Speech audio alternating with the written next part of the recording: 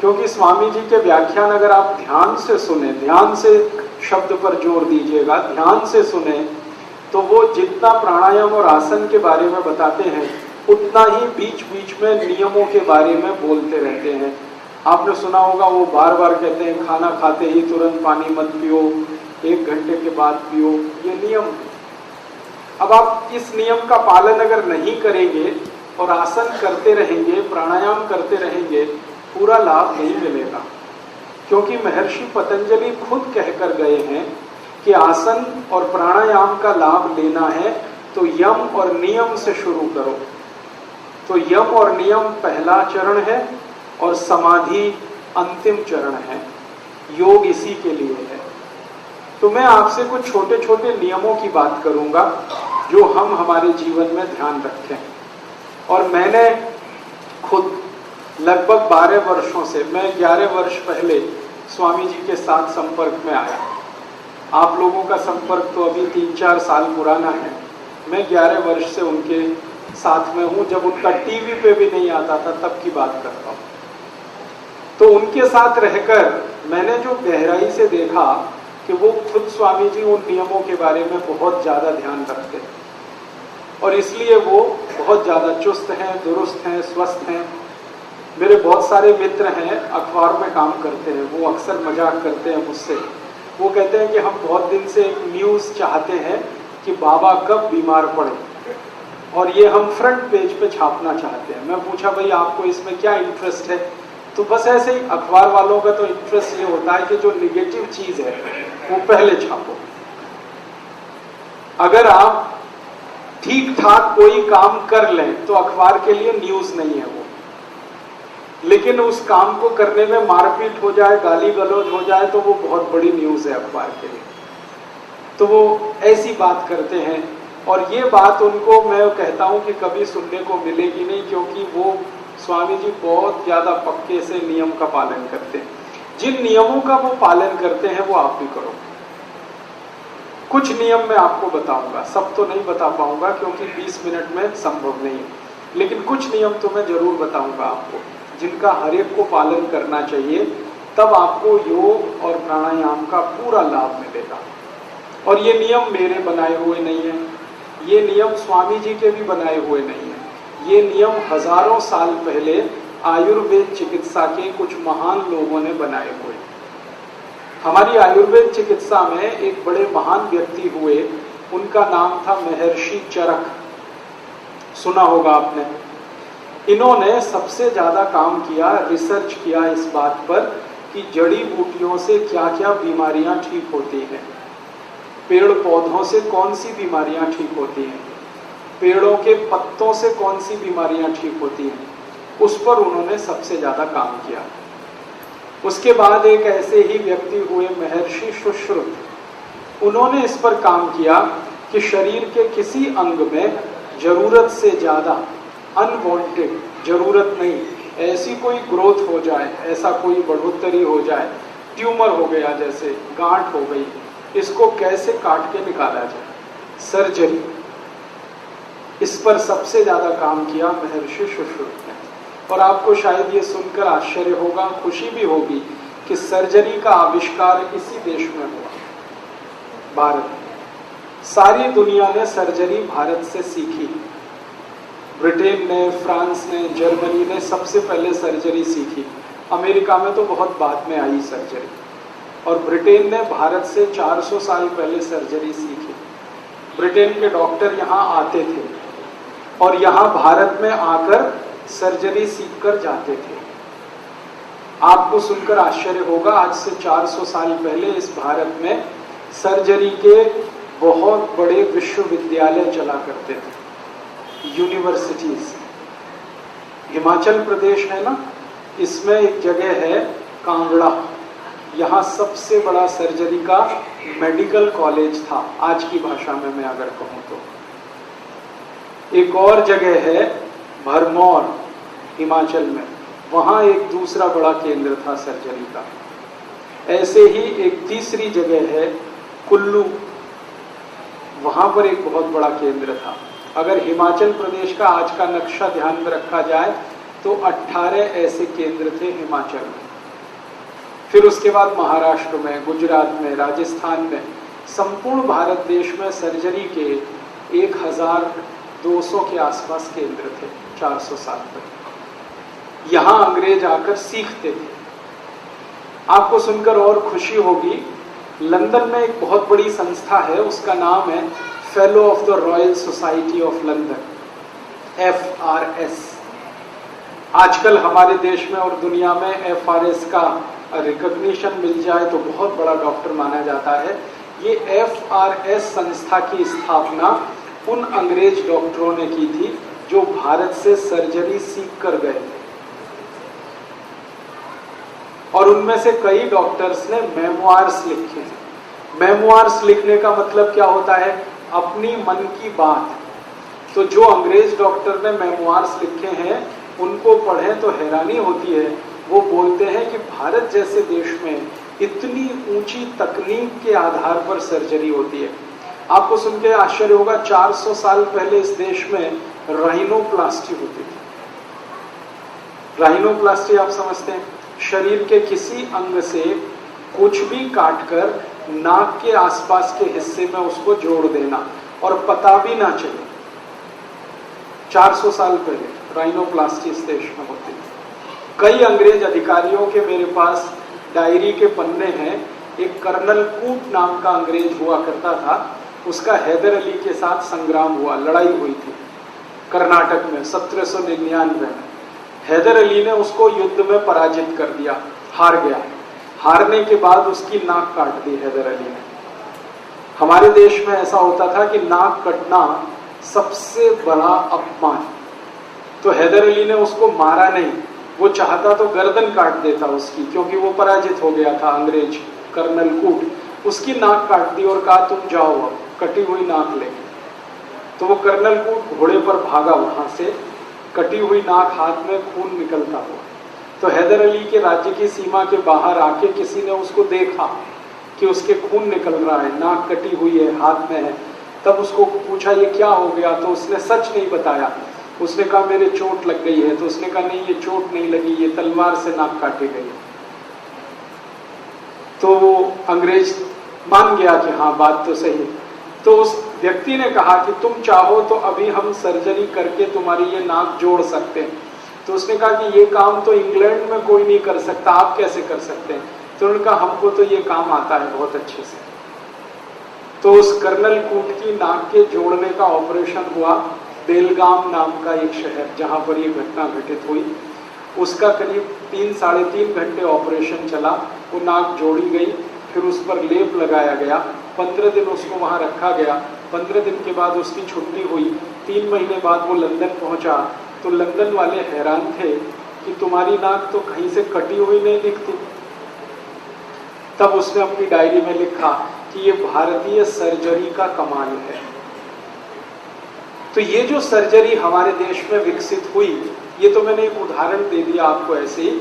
ये बहुत प्रयास किए इसके लिए महर्षि सुश्रुत ने, तब जाकर ये सर्जरी भारत में फैली। ऐसे ही हमारे देश में बहुत प्रयास किए महर्षि चरक ने, तब जाकर आयुर्वेद चिकित्सा इस देश में फैली। आयुर्वेद चिकित्सा के बारे में भारत देश में ये कहा जाता है कि ये इतनी ही पुरानी है जितना पुराना भारत है। अब भारत उतना ही पुराना है जितने पुराने हमारे भगवान राम या कृष्ण या शंकर या महादेव या ब्रह्मा या विष्णु।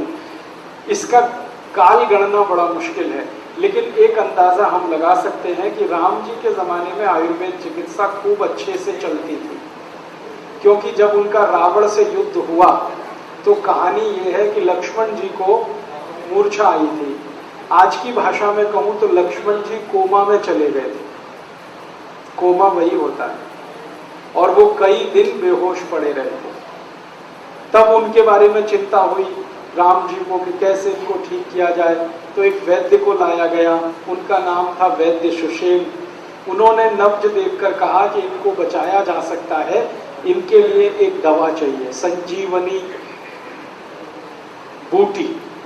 बूटी का माने पेड़ होता है। तो संजीवनी चाहिए, कहाँ मिलेगी? तो हिमालय पे मिलेगी। तो कौन लेके आएगा? तो हनुमान जी जाएंगे। अब हनुमान जी को पहचान नहीं संजीवनी क्या है, तो पर्वत उखाड़ के ले गए। फिर वैद्य सुषेण ने संजीवनी को ढूंढा, उसका काढ़ा बनाकर लक्ष्मण जी को पिलाया, नाक में सुंघाया, तब वो कोमा से बाहर आए थे। इससे पता चलता है कि कोमा से बाहर आने के लिए उस समय चिकित्सा हुआ करती थी। आप जानते हैं एलोपैथी चिकित्सा में कोमा से बाहर आने के लिए कोई दवा नहीं है, जबकि 17.5 लाख साल पहले इस देश में कोमा से बाहर आने की दवा थी, आज भी है। आज भी आयुर्वेद में 40 से ज्यादा दवाएं हैं जो व्यक्ति को कोमा से बाहर लाती हैं। एलोपैथी वालों के पास एक भी दवा नहीं है, सारी दुनिया के करोड़ों करोड़ों डॉलर की रिसर्च करने के बाद भी कोई दवा नहीं होगी। अगर एलोपैथी के डॉक्टर से कोई ट्रीटमेंट करा रहा है और वो कोमा में चला जाए पेशेंट, तो डॉक्टर एक ही बात कहता है, wait and watch, wait and watch, इंतजार करो और देखो, बस दवा कोई नहीं है उनके पास। तो हम इस बात का एहसास करें कि हमारी चिकित्सा पद्धति आज भी कितनी ऊंची है और 17.5 लाख साल पहले भी कितनी ऊंची थी।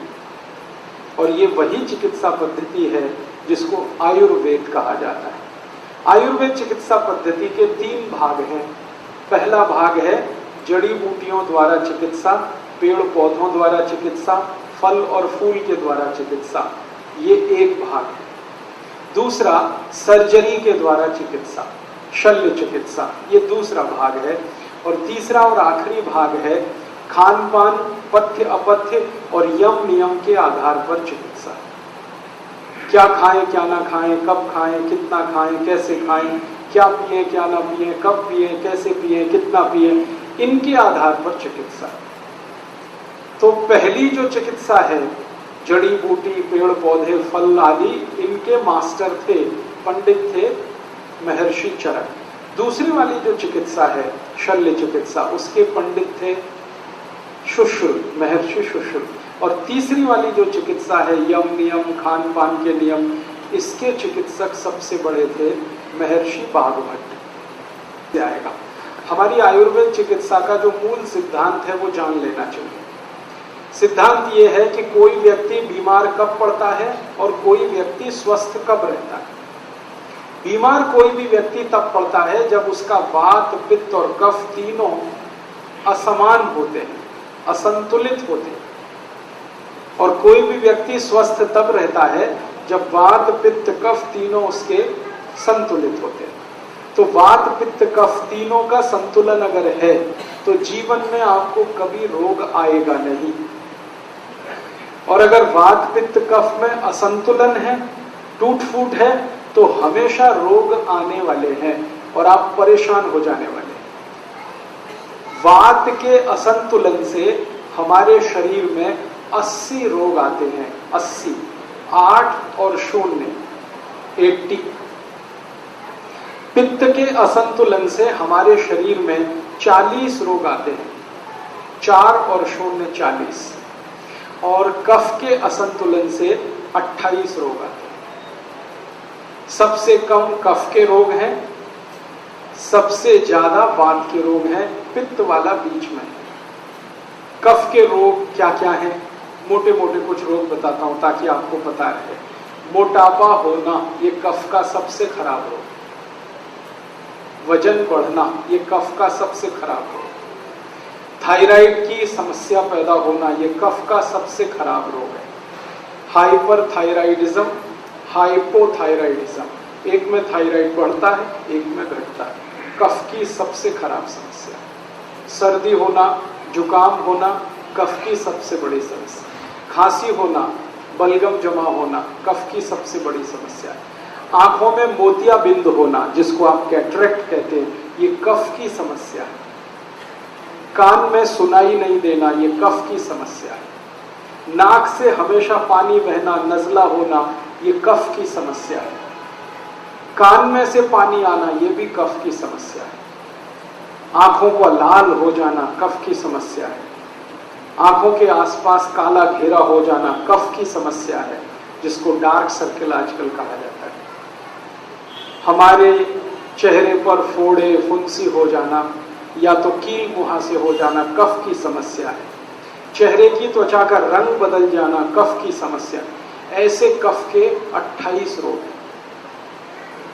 मोटी सी एक जानकारी दूं, अगर आप योग शिक्षक हैं तो आपको ये बहुत काम आएगी कि छाती से लेकर यहां से लेकर मस्तिष्क के आखिरी हिस्से तक इस इलाके के जितने रोग आप जानते हैं वो सब कफ के रोग हैं, सब के सब। अब छाती से लेकर और जंघा तक यहां जितने भी रोग आप जानते हैं वो सब पित्त के रोग। गैस बनना, एसिडिटी होना, हाइपर एसिडिटी होना, अल्सर होना, पेप्टिक अल्सर होना, खाते समय मुंह में पानी आना या मुंह का पानी बिल्कुल सूख जाना, बार बार डकार आना, खट्टी डकारें आना, हिचकियां आना, ये सब पित्त की समस्याएं हैं, पित्त के रोग। और इनकी संख्या 40 है। ये छाती से लेकर जंघा के बीच वाले इलाके के रोग हैं, सब पित्त के। किडनी खराब होना, लीवर खराब होना, किडनी में स्टोन होना, लीवर में सूजन होना, ये सब पित्त की समस्याएं हैं। और खराब रोगों के नाम बताऊं, जॉन्डिस होना, पीलिया होना, हेपेटाइटिस होना, ये सब पित्त के रोग हैं, पित्त की समस्याएं। कई तरह के बुखार, पित्त की समस्याएं।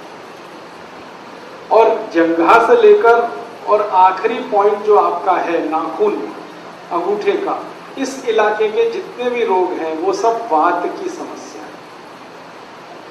घुटने दुखना, घुटने के नीचे का तल्ली दुखना, घुटने में ऐंठन होना, क्रैम्प होना, तरह तरह के ये सब वात के रोग। सबसे ज्यादा वात के रोग हैं, मैं बोला आपको 80, उसके बाद पित्त के हैं 40 और सबसे कम कफ के रोग हैं। अब आपको जिंदगी भर एक ही चीज ध्यान रखनी है कि वात पित्त कफ तीनों संतुलित रहें आपके, तो आप रोगी नहीं हो सकते। तो आपको करना क्या है? वात पित्त कफ तीनों को संतुलन रखने के लिए महर्षि बागभट्ट के कुछ सूत्र याद रखने और याद रख के उनको जीवन में पालन करना है। पहला सूत्र है उनका, खाना खाने के बाद कभी भी पानी नहीं पीना। ये पहला सूत्र। खाना खाने के बाद कभी भी पानी नहीं पीना। सूत्र को उन्होंने लिखा है जिस तरह से वो मैं बताता हूं। ये मैंने भाषांतर करके बोल दिया आपको, खाना खाने के बाद पानी नहीं पीना। महर्षि बागभट्ट ने ऐसे नहीं लिखा, उन्होंने लिखा है भोजनांते विषम वारी, ऐसे लिखा। भोजनांते माने भोजन अंते, भोजन अंते माने भोजन के अंत में, विषम, विषम माने विष के जैसा, वारी, वारी माने पानी, भोजन के अंत में पानी विष के जैसा है, ये है सूत्र। मतलब भोजन के अंत में पानी ना पिए। मैंने सरल कर दिया उसको। अब क्यों ना पिए? कारण उसका एक है कि हम जब खाना खाते हैं, खाना सारा पेट में इकट्ठा होता है। एक स्थान है उसको जठर कहते हैं। जठर स्थान पे खाना जब आता है तो अपने आप अग्नि जलती है, उसको जठर अग्नि कहते हैं। खाना खाते ही पेट में अग्नि है, वो जठर अग्नि है। अग्नि जलती है तो खाना पचता है, अग्नि नहीं जलती तो खाना नहीं पचता। तो आपने खाना खा लिया, पेट में अग्नि जली, अग्नि ने जैसे ही जलना शुरू किया आपने पानी पी लिया और खूब ठंडा पानी पी लिया, चिल्ड वाटर, फ्रिज से निकाल के बोतल गटक ली। अब क्या होगा? अग्नि बुझ गई। अग्नि बुझ गई तो खाना नहीं पचेगा, तो खाना सड़ेगा और सड़ा हुआ खाना 103 बीमारियां पैदा करेगा।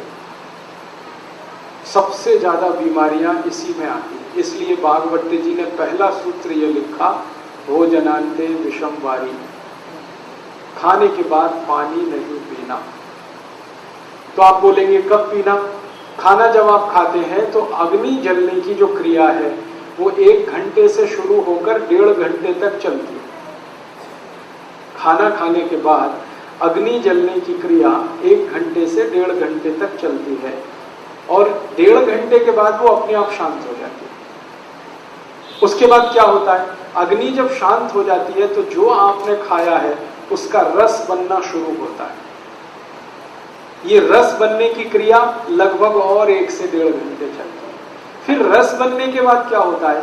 रस बनने के बाद खाने का मांस, मज्जा, रक्त, वीर्य, मल, मूत्र, अस्थि और मेद बनना शुरू होता है और ये क्रिया 5 दिन तक चलती है।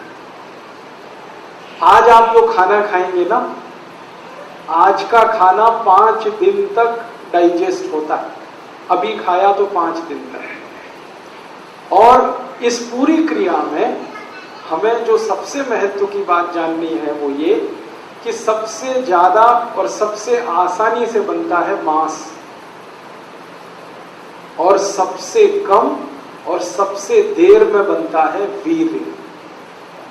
मांस सबसे ज्यादा, वीर्य सबसे कम। आपको सुन के ताज्जुब होगा, बागभट्ट जी ने एक जगह लिखा और आज की आधुनिक विज्ञान ने उसको सिद्ध किया। वो ये है कि आज तारीख 19 जुलाई को आप जो खाना खाएंगे इसका वीर्य बनने के लिए 1 महीना खर्च होगा।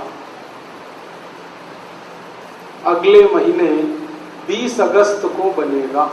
आज जो खाया 30 दिन लगते हैं और सबसे कम बनता है। सबसे ज्यादा समय लगता है, सबसे कम बनता है। इसलिए आयुर्वेद में कहा गया वीर्य बहुत कीमती है, इसलिए उसको नष्ट नहीं कर सकते। इसलिए ब्रह्मचर्य पालन करने की कल्पना इस देश में। ये मैंने इसलिए जानकारी दी कि आप योग शिक्षक हैं, आपको पता होना चाहिए। कभी कोई बात आ जाए तो आप समझा सकते हैं। तो हमने खाना खा लिया, आग जली, खाने को पचाने के लिए 1 घंटे 30 मिनट तक जलेगी। तब तक पानी अगर आपने पिया तो आग बुझेगी। आग बुझेगी तो फिर आगे की क्रिया रुकेगी। इसलिए आगे की क्रिया ना रुके, आग ना बुझे, तो सरल बात कही गई, खाना खाने के बाद पानी ना पिए 1 घंटे से 1.5 घंटे तक। तो आज के बाद आप सभी से मेरी प्रार्थना है, आप योग शिक्षक हैं या योग साधक हैं, दोनों को ही मेरी प्रार्थना है कि इस नियम का पालन करें। खाना खाने के 1 घंटे से 1.5 घंटे के बाद पानी पिए। 1 घंटा किसके लिए और 1.5 घंटा किसके लिए? 2 शब्द मैं बोल रहा हूं, 1 से 1.5 घंटा। 1 घंटा उनके लिए है जो एकदम स्वस्थ है, जिनको लगता है कि वो स्वस्थ है, उनको कोई तकलीफ नहीं, उनके लिए 1 घंटा। और जो बीमार मानते हैं अपने को, वो 1.5 घंटा। तो आप स्वस्थ हैं तो 1 घंटे बाद पानी पी लीजिए खाने के, और थोड़े बीमार हैं तो 1.5 घंटे के बाद पी लीजिए। लेकिन 1.5 घंटे के बाद पीना ही है, ऐसा नहीं कि भूल जाए, तब एक और गड़बड़ आएगी। क्यों गड़बड़ क्या आएगी? खाना जो पचने की क्रिया, मैंने कहा ना पहले खाना पचता है, आग जलती है तो वो खिचड़ी जैसा बनता है, फिर रस बनना शुरू होता है। जब रस बनेगा तो पानी चाहिए, बिना पानी के रस कैसे बनेगा?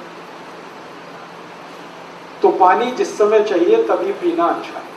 तो 1-1.5 घंटे के बाद रस बनना शुरू होगा तो पानी पी लीजिए। तो पानी पीने का ये नियम है। मैं फिर से दोहराता हूं, खाना खाने के 1 से 1.5 घंटे के बाद पानी पिए। ठीक है। अब इसमें आप प्रश्न कर सकते हैं कुछ कि खाना खाने के पहले पिए क्या, खाना खाने के बीच में पिए क्या? खाने के पहले पानी पी सकते हैं, आयुर्वेद में कहा गया 48 मिनट पहले पिए। क्यों? जब आप पानी पीते हैं तो पेट में पानी जाता है, तो पानी का अंतिम स्थान है मूत्रपिंड। पहला स्थान है मुंह, जहां से ये जाना शुरू होता है। अंत में आता है सारा पानी मूत्रपिंड में, फिर उसके बाद ये मूत्र के द्वारा बाहर निकलता है। तो मूत्रपिंड में पानी पहुंचने के लिए 48 मिनट लगता है। तो आप खाने के पहले 48वें मिनट में पानी पी सकते हैं। बीच में पानी कब पिए खाने में? जब आप 2 अन्न का खाना खाएं, गेहूं की रोटी खाएं और चावल खाएं, 2 अन्न का खाना है, तो आप गेहूं की रोटी खाने के बाद और चावल खाने से पहले थोड़ा पानी पिए। कितना पिए? 3-4 घूंट बस, ज्यादा नहीं। और इसमें आखिरी जानकारी कि खाना खाने के बाद अगर सच में प्यास लग रही है तो क्या पिए? तो आयुर्वेद में कहा गया 3 चीजें पी सकते हैं। दही की लस्सी पिए खाना खाने के तुरंत बाद।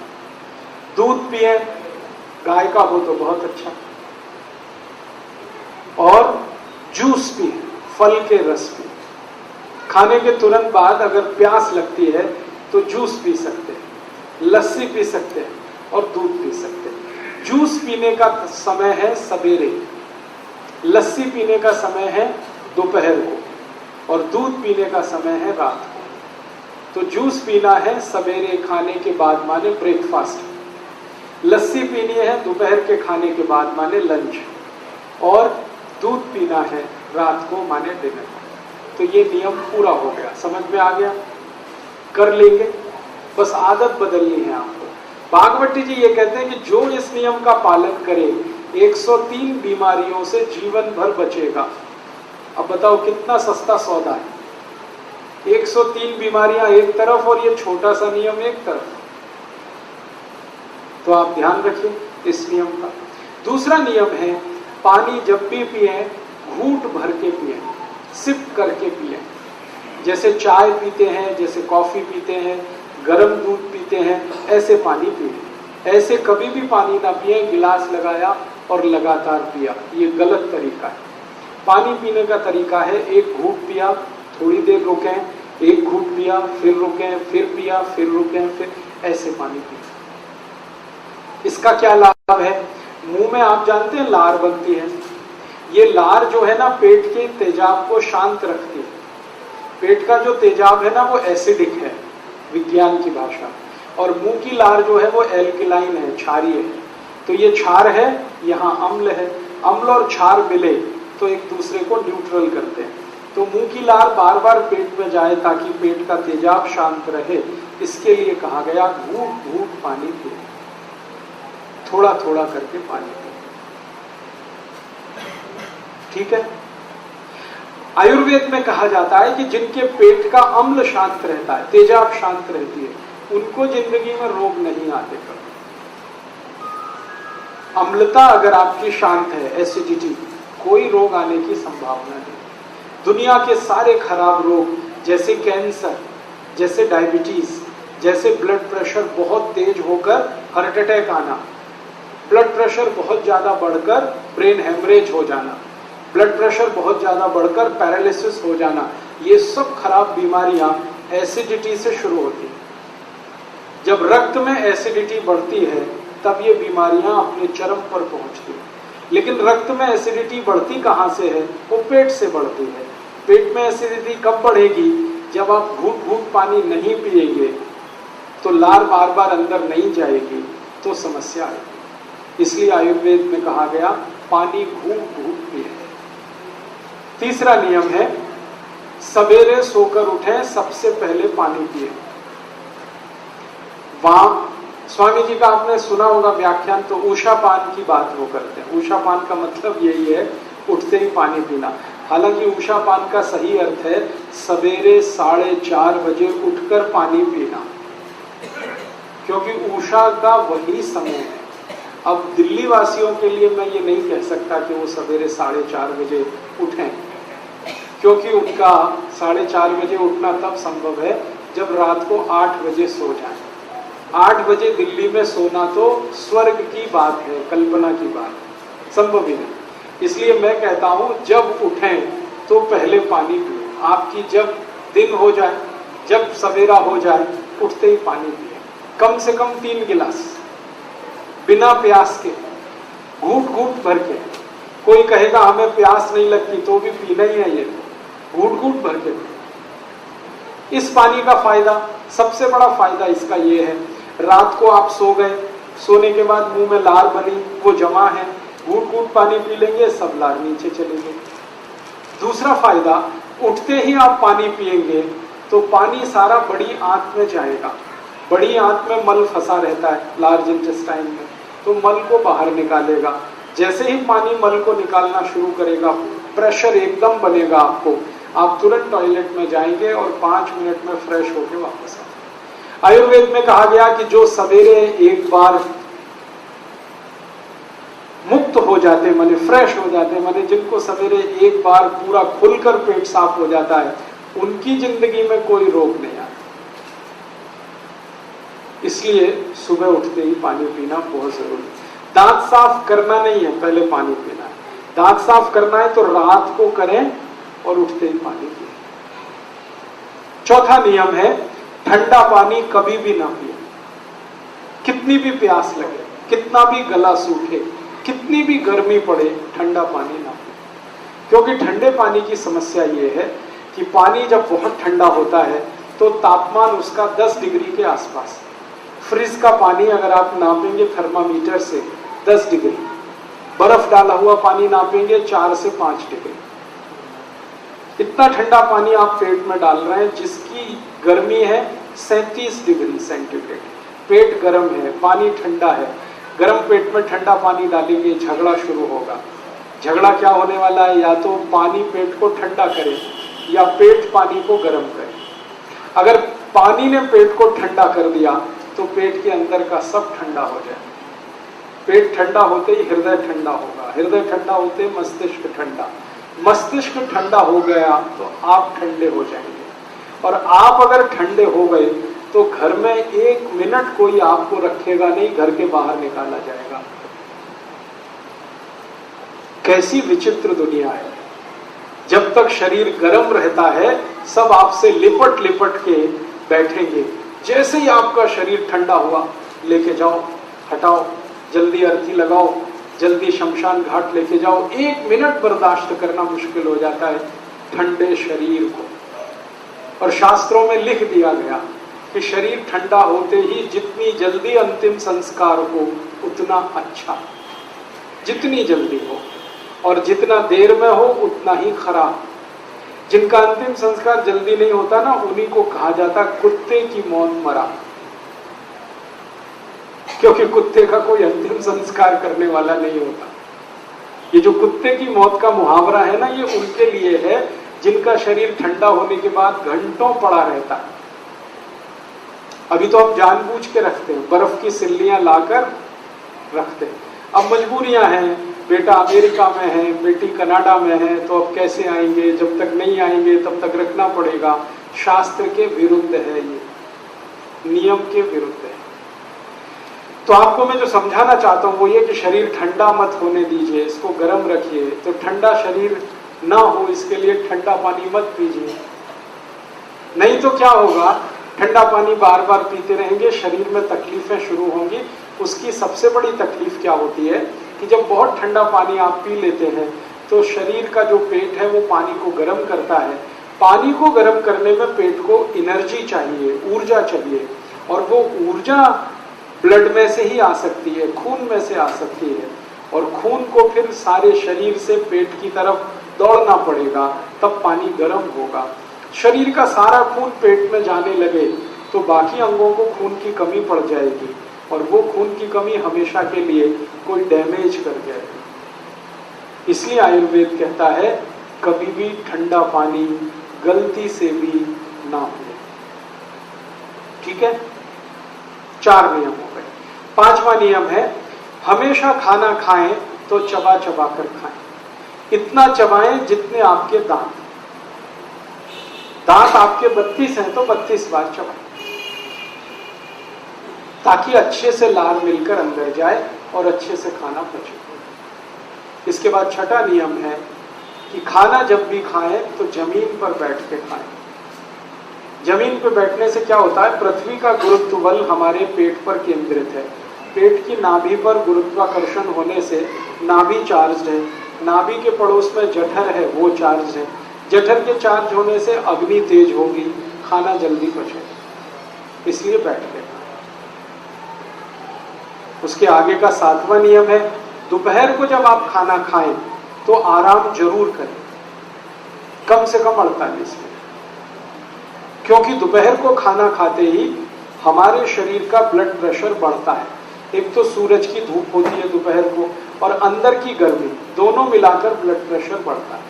बीपी बढ़ेगा तो आराम ही करना पड़ेगा, काम नहीं कर सकते। तो दोपहर का खाना खा के आराम करें। सबसे अच्छे आराम करने की मुद्रा होती है लेफ्ट साइड में लेटना, बाईं तरफ करवट लेके लेटना। इसको वाम कुक्षी कहते हैं। ज्यादा नहीं लेटना, फिर मोटापा आता है।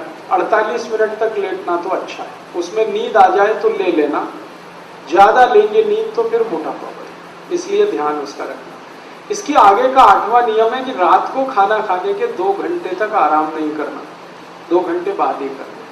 रात के खाने के बाद पैदल चलना बहुत जरूरी है, 1000 कदम, उसके बाद कुछ और काम करके फिर आराम करें 2 घंटे के बाद, क्योंकि रात को ब्लड प्रेशर कम होता है और कम ब्लड प्रेशर में आराम करना खतरनाक है। ऊंचे ब्लड प्रेशर में, हाई बीपी में काम करना खतरनाक है, लो बीपी में आराम करना खतरनाक है। तो इसलिए रात को 2 घंटे बाद आराम करें, दोपहर को तुरंत आराम करें।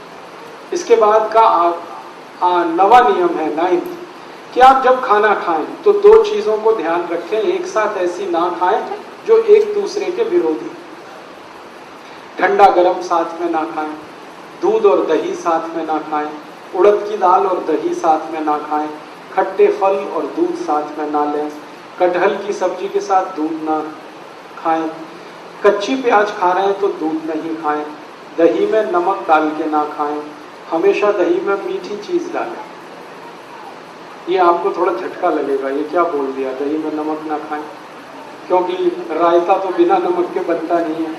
बात ऐसी है कि ये जो दही है ना, ये जीवाणुओं का घर है। अगर आप लेंस लगा के देखेंगे तो दही में लाखों जीवाणु होते हैं, हम लोग अंग्रेजी में उनको लैक्टोबैसिलाइज कहते हैं। ये जीवाणु जीवित चाहिए पेट को, आप दही में 1 चुटकी नमक डाल दीजिए, सब जीवाणु 1 मिनट में ही मर जाते हैं। अब मर गए तो दही खाया वो बेकार, इसलिए जीवित जीवाणु दही के साथ आने चाहिए। तो कहा गया है कि दही बिना नमक के खाएं, या दही में बूरा डालें, खांड डालें, गुड़ डालें। तो बूरा, खांड और गुड़ से जीवाणुओं की संख्या बहुत तेज बढ़ती है, घटती है। बढ़ी हुई संख्या के जीवाणु आपको चाहिए। आखिरी नियम है, माताओं के लिए यह नियम है विशेष रूप से, घर में खाना बनाते समय कोई भी बर्तन ऐसा इस्तेमाल ना करें जो चारों तरफ से बंद हो। हाँ, हमेशा खाना बनाने वाला बर्तन खुला हुआ हो, आधा खुला आधा बंद है तो भी चलेगा, पूरा बंद ना हो। क्यों? बाहर की हवा खाने को बनाते समय अंदर प्रवेश करनी जरूरी है। भागवत जी ने कहा कि भोजन को पकाते समय सूर्य का प्रकाश या पवन का स्पर्श, दोनों में से कोई एक चीज आवश्यक है। या तो भोजन बनते समय सूर्य का प्रकाश गिरे, नहीं तो पवन का स्पर्श हो, हवा उसमें आए। अब ये तभी संभव है जब बर्तन खुला हुआ हो। मतलब सीधा सा ये है, भागवत जी कह रहे हैं प्रेशर कुकर में खाना ना हो।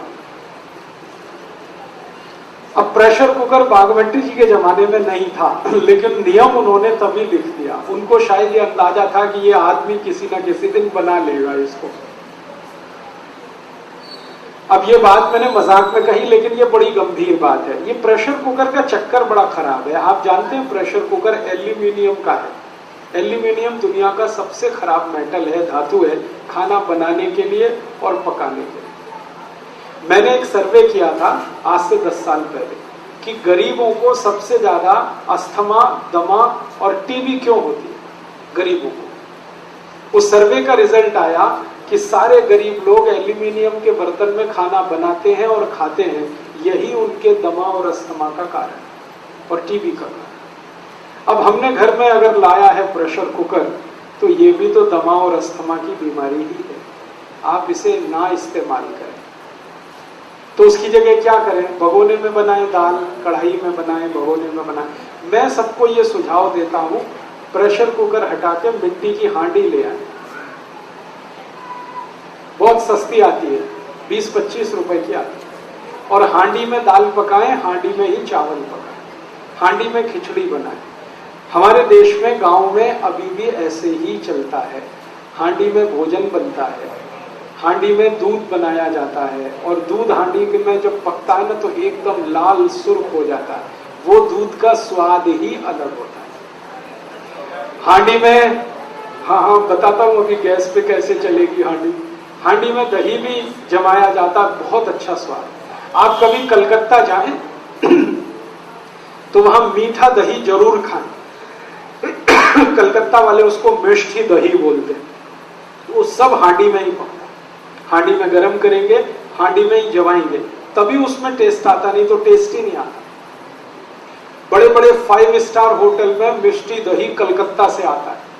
कलकत्ता में तो बहुत सस्ता है, लेकिन 5 स्टार होटल में वही 500 550 रुपए का हो जाता है थोड़ा दही। और अब तो 5 स्टार होटलों में हांडी की दाल भी मिलती है, 250 रुपए की एक कटोरी। आप यहां जाइए ना, हयात जो यहाँ का दिल्ली का बड़ा रीजेंसी में चले जाइए, हयात में चले जाइए, इंपीरियल में चले जाइए, अशोका इन में चले जाइए, सब जगह हांडी की दाल है। लेकिन एक कटोरी 240, 250, 260 ये कीमत है। 250 में तो कम से कम 10 हांडी आती है। लोग जाते हैं वहां खाने के लिए हांडी की दाल, लेकिन घर में हांडी लाके क्यों नहीं पकाते? तो आप कहेंगे गैस पे नहीं चलेगी, बहुत अच्छे से चलेगी। हांडी को गैस पे चलाने का सबसे सरल उपाय है, गैस को धीमा रखो। कभी भी तेज गैस किया तो हांडी चटक जाएगी। हल्की आंच रखो तो हांडी कभी नहीं टूटती। और मान लो टूट भी गई तो दूसरी ले लेना, कौन सी ऐसी आफत है। हिंदुस्तान में 1.5 करोड़ कुम्हार हैं जो ये बनाते हैं, वो भूखमरी के शिकार हैं, क्योंकि आप खरीदते ही नहीं उनकी हांडी। आपने तो कुकर ला के कुम्हारों को बेकार कर दिया। रेफ्रिजरेटर ले आए तो घड़े बिकने बंद हो गए उनके। जब से कुकर आ गया उनकी हांडियां बिकनी बंद हो गई। प्लास्टिक के गिलास आ गए तो कुल्हड़ बिकने बंद हो गए उनके। हमने मोमबत्ती लगाना शुरू कर दिया तो दिए बनने बिकने, दीपक बिकने बंद हो गए।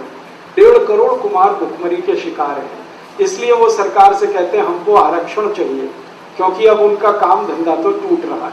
तो आप उनकी थोड़ी तो चिंता करो, कुछ खरीदो उनका, तो उनकी जिंदगी चले, उनका रोजगार बढ़े। तो सबसे आसान है कि हांडी खरीदना शुरू कर दो, दाल चावल उसमें बनाओ और वही खाओ। इसका सबसे बड़ा फायदा जो मैं कहना चाहता हूं वो ये कि आप जानते हैं हांडी मिट्टी की है, और मिट्टी में सबसे ज्यादा कैल्शियम है, मिट्टी में सबसे ज्यादा फास्फोरस है। कैल्शियम और फास्फोरस हमारे शरीर का सबसे महत्वपूर्ण केमिकल है। बिना कैल्शियम के शरीर नहीं हो सकता, बिना फास्फोरस के शरीर नहीं हो सकता। ये कैल्शियम और फास्फोरस सबसे ज्यादा मिट्टी में है। फिर उसके बाद आयरन चाहिए हमको, आयरन भी सबसे ज्यादा मिट्टी में है। फिर मैग्नीशियम चाहिए, वो मिट्टी में है। फिर मैग्नीज चाहिए, वो मिट्टी में है। फिर सल्फर चाहिए, वो मिट्टी में। 18 केमिकल चाहिए, ये शरीर तब बनता है, वो सब मिट्टी में है। तो मिट्टी की हांडी की दाल खाओगे तो सारे केमिकल शरीर को मिलेंगे फोकट में, मुफ्त में। और यही केमिकल अगर कम पड़ जाए ना तो डॉक्टर लिख के देता है कैल्शियम सेंडोज की गोली खाओ, तो खाते हो आपके में, और वो खाते हो, सैकड़ों रुपए खर्च करते हो आप, और फिर भी गारंटी कुछ नहीं है कि उससे कुछ फायदा भी हो जाएगा। उससे अच्छा ये है कि मुफ्त की मिट्टी की हांडी में सब कैल्शियम फास्फोरस है, वो ही खरीद लो। डॉक्टर की कैल्शियम की गोलियां खाने से अच्छा कैल्शियम जिसमें है मिट्टी में, उसमें दाल बना के खा लो। विज्ञान तो यही कहता है। तो आप अगर करें तो आज से अपने घर में एक बदलाव कर लें, मिट्टी की हांडी खरीद लें।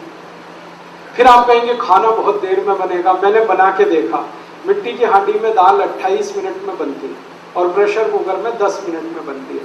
18 मिनट का ये अंतर है, ज्यादा नहीं।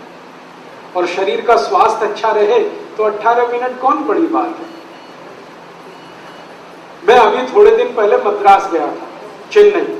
वहां भारत का एक बहुत बड़ा समूह है, जैसे आपने नाम सुना हीरो होंडा, ऐसे दक्षिण भारत का ग्रुप है टीवीएस सुंदरम, टीवीएस मोटरसाइकिल। उनके मालिक के घर गया था खाना खाने, तो उनकी धर्म पत्नी ने मिट्टी की हांडी में दाल पकाई, मिट्टी की हांडी में चावल वगैरह वगैरह, और वो खिलाया। तो मैंने आश्चर्य से पूछा, आप करोड़पति आदमी हैं और मिट्टी की हांडी में दाल चावल खाते हैं? तो उनकी पत्नी ने पता क्या उत्तर दिया, वो तो भगवान कृष्ण भी खाते हैं। मैं पूछा वो कैसे? आपको मालूम है जगन्नाथपुरी के मंदिर में कृष्ण भगवान को प्रसाद मिट्टी की हांडी में ही चढ़ाया जाता। तो सुंदरम ग्रुप की जो मालकिन है वो मुझे कह रही है कि जो कृष्ण भगवान मिट्टी की हांडी में खा सकते हैं तो हम तो उनके भक्त हैं ना, हमको क्यों नहीं खाना चाहिए? तो मैंने कहा आप तो 40,000 करोड़ का बिजनेस चलाती है, आपके पास टाइम इतना कहाँ है कि जितनी देर खाना बनाए? तो उनका जो उत्तर था वो गजब। उन्होंने कहा कि ये 40,000 करोड़ या 4 लाख करोड़ किसी भी काम के नहीं है जिस दिन शरीर बेकार हो जाए। इतना इंटेलिजेंट उत्तर आपको सुनने को कम मिलेगा। उन्होंने कहा ये 40,000 करोड़ या 4 लाख करोड़ किसी काम का नहीं। जब शरीर काम ना करे तो ये पैसा है किसके लिए? हम शरीर स्वस्थ रखें इसके लिए तो सारा हम सरंजाम जुटा रहे हैं। और स्वस्थ रहने का सबसे आसान तरीका है मिट्टी की हांडी की दाल चावल वगैरह वगैरह खाते रहो।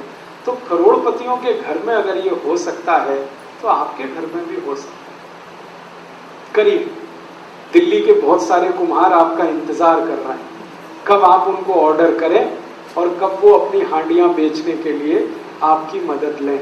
और अगर आपने सच में इनका उद्धार कर दिया तो इनकी जो दुआएं मिलेगी आपको वो आपके जिंदगी के हर काम को पूरा कर देगी। इसलिए डाली कि किसी को कैल्शियम कम ना हो शरीर। स्वामी जी के यहाँ से एक कार्यक्रम शुरू हुआ राष्ट्र चेतना। ये कार्यक्रम शुरू करने के पीछे की भूमिका क्या है, पृष्ठभूमि क्या है? आपने स्वामी जी के व्याख्यान अगर ध्यान से सुने होंगे तो बार बार आपने उनके मुंह से ये सुना होगा कि योग और प्राणायाम उनके जीवन का आखिरी उद्देश्य नहीं। योग और प्राणायाम को उन्होंने साधन के रूप में लिया है, उद्देश्य तो कुछ दूसरा है। उद्देश्य क्या है? वो चाहते हैं कि भारत देश फिर से सोने की चिड़िया बने और विश्व गुरु के स्थान पर स्थापित हो। भारत फिर से सोने की चिड़िया बने और विश्व गुरु के स्थान पर स्थापित हो, ये उनका आखिरी लक्ष्य है। योग और प्राणायाम साधन है, साध्य ये है कि भारत फिर से सोने की चिड़िया बने। अब जब ये प्रश्न उठता है कि भारत फिर से सोने की चिड़िया बने और विश्व गुरु के स्थान पर हो, तो इसका सीधा सा उत्तर है कि भारत कभी सोने की चिड़िया था या रहा होगा? फिर से तो तभी बनेगा ना, पहले कभी रहा होगा। स्वामी दयानंद जो आर्य समाज के स्थापक थे, जिन्होंने आर्य समाज की स्थापना की, जिनके भवन में हम बैठे हैं, स्वामी दयानंद जी ने एक वाक्य लिखा है, बहुत बहुत गहरी बात है, कि भारत वो पत्थर था जिसको छूने के बाद कोई भी पारस होता था, ऐसा पत्थर सोने का। तो स्वामी जी ने ये लिखा है तो ऐसे ही नहीं लिखा, उसके पीछे कोई गहरी बात होगी। क्योंकि स्वामी दयानंद जी के बारे में तो ये बात बिल्कुल निर्विवाद कही जाती है कि वो कोई चीज असत्य नहीं लिखते, असत्य कभी बोला नहीं, असत्य कभी लिखा नहीं, और हमेशा जीवन में दूसरों को उपदेश दिया कि सत्य को ग्रहण करना और असत्य को छोड़ना, उसके लिए हमेशा तैयार हो। तो उन्होंने जब ये लिखा बहुत पहले सत्यार्थ प्रकाश में, और फिर उनके उपदेशों में ये सब बात आई है, तो कुछ तो इसके पीछे राज होगा। एक बार मैंने ये बात मेरे गुरु से पूछी। मेरे गुरु थे, उनका नाम था श्री धर्मपाल। वो बहुत बड़े इतिहासकार थे। उनका जन्म मुजफ्फरनगर जिले में हुआ और उनकी पढ़ाई लाहौर में हुई थी और बाद में वो प्रोफेसर होके भारत के बाहर चले गए थे। लंदन में टेम्स यूनिवर्सिटी में करीब 40 साल उन्होंने पढ़ाया और कई देशों में वो विजिटिंग प्रोफेसर थे। अंत में जब रिटायर वगैरह हो गए तो भारत वापस आ गए। मेरे वो गुरु थे। एक बार मैंने कहा कि स्वामी दयानंद जी ऐसा कहते हैं, तो उन्होंने कहा कहते हैं तो सही कहते हैं, इसमें गलत क्या कि भारत तो सोने की चिड़िया था। तो मैंने कहा सुना तो मैंने भी है, बचपन से सोने की चिड़िया था, लेकिन इसका सबूत क्या, प्रमाण क्या है इसका? तो कहने लगे तुम्हारे जैसे आदमी की यही गड़बड़ी है। मैंने कहा मेरे जैसे से मतलब? तो उन्होंने कहा जो आधुनिक शिक्षा लेकर निकले हुए लोग हैं ना, इनके जीवन में एक ही गड़बड़ी है कि वो अविश्वास पहले करते हैं, विश्वास बाद में करते हैं। और ये जो बिना पढ़ा लिखा आदमी होता है ना, उसकी ये खुशकिस्मती है और खूबी है कि वो सबसे पहले विश्वास करता है, अविश्वास कभी नहीं करता। इसका मतलब इस पढ़ाई लिखाई ने हमको खराब कर दिया, अविश्वासी बनाया। हम जल्दी भरोसे ही नहीं करते किसी चीज पे। मुझे भी नहीं होता, क्योंकि मैं भी इसी आधुनिक शिक्षा में से पढ़कर निकला हुआ। तो मैंने मेरे गुरु से कहा कि मुझे तो होता नहीं विश्वास।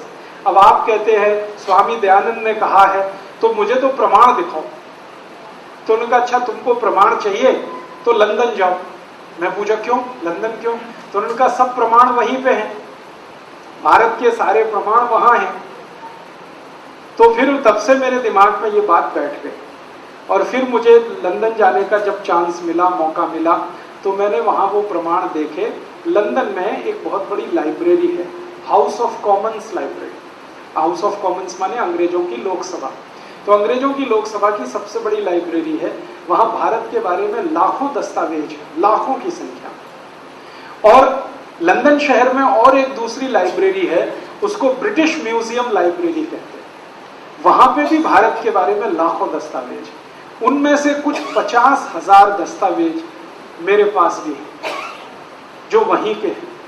हाउस ऑफ कॉमन्स लाइब्रेरी के हैं, ब्रिटिश म्यूजियम लाइब्रेरी के हैं, थोड़ा सॉर्बोन की एक बड़ी लाइब्रेरी है फ्रांस में, वहां के हैं। ऐसे अलग अलग जगह के कुछ दस्तावेज हैं, संख्या लगभग 50,000 है, लेकिन लाखों में दस्तावेज वहां हैं जो ये बताते हैं कि भारत कैसा देश था अंग्रेजों के आने के पहले। अंग्रेजों के आने के पहले ये देश कैसा था, एक दस्तावेज का जिक्र करता हूं। सन 1813 में ब्रिटिश पार्लियामेंट के हाउस ऑफ कॉमन्स में एक बहस हो रही थी। तारीख बताता हूं आपको, 23 जून 1813 ब्रिटिश पार्लियामेंट के हाउस ऑफ कॉमन्स में बहस हो रही थी। अंग्रेजों का एक सांसद बोल रहा था, उसका नाम था विलियम विल्बरफोर्स। 3.5 घंटे वो भाषण दिया। उस भाषण में वो भारत के बारे में जिक्र किया। उसने भाषण की शुरुआत की थी हाउ टू क्रिश्चियनाइज इंडिया। भाषण की शुरुआत हुई थी भारत को ईसाई कैसे बनाया जाए, यहां से शुरू किया। उसका पूरा भाषण मेरे पास है। उसमें वो कहता है कि भारत को ईसाई बनाना। क्यों बनाना है? इसलिए बनाना है कि ये देश धन धान्य से भरपूर है भारत, और इसलिए बनाना है कि अंग्रेजों का देश बहुत गरीब है, तो अंग्रेजों को गरीबी मिटानी है, तो वो भारत की अमीरी से मिट सकती है। माने भारत का पैसा लंदन आता रहे तो भारत तो जो हो सो हो, हम अमीर हो जाएंगे। और वो ये बात अपने देश के बारे में कह रहा है क्योंकि आज से 250 साल पहले इंग्लैंड में बहुत भूखमरी थी।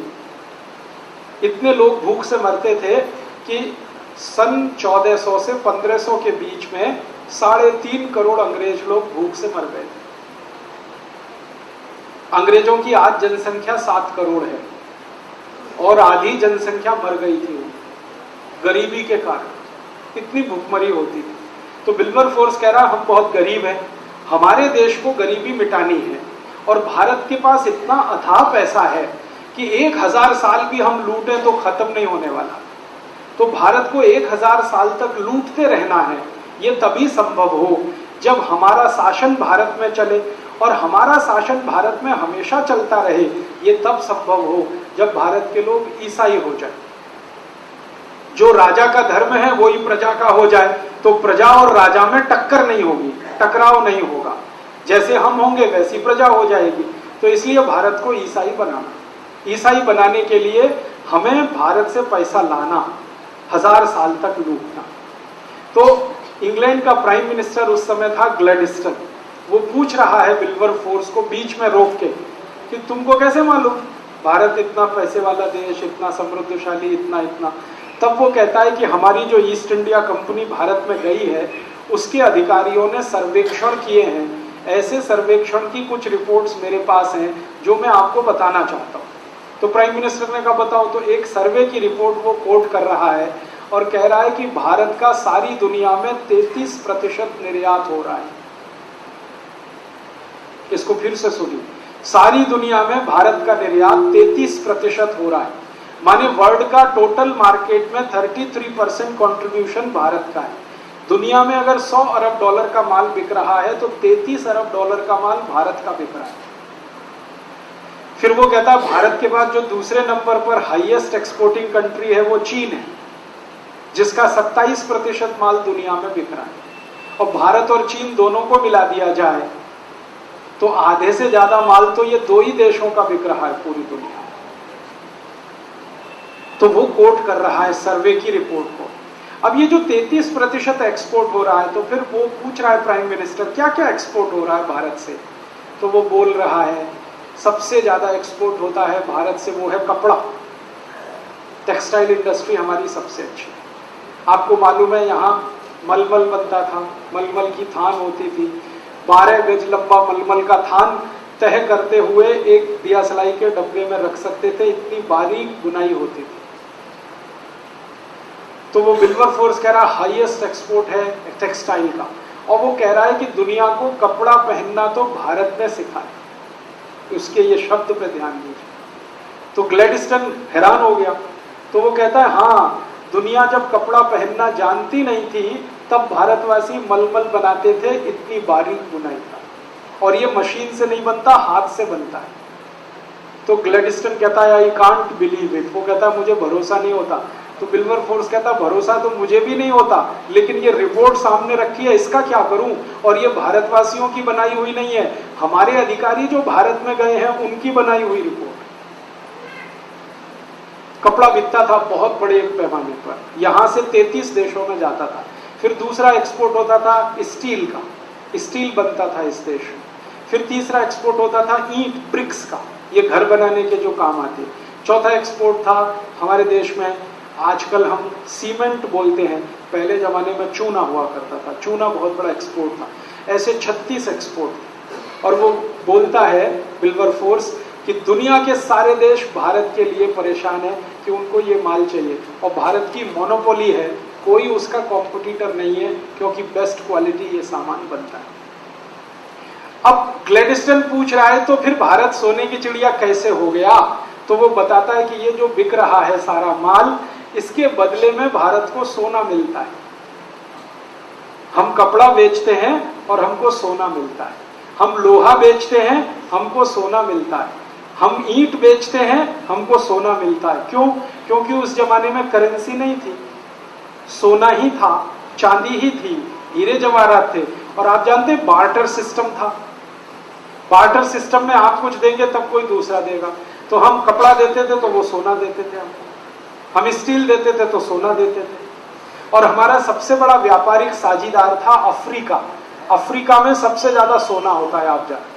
तो अफ्रीका के व्यापारी हमसे ये खरीदते थे और बदले में हमको सोना मिलता, और ये 3000 साल चला, 3000 साल हमने सोना लाया कपड़ा बेच के, हमने सोना लाया लोहा बेच के। तो इतना सोना इकट्ठा हो गया इस देश में कि सारी दुनिया ने भारत को सोने की चिड़िया कहना शुरू किया।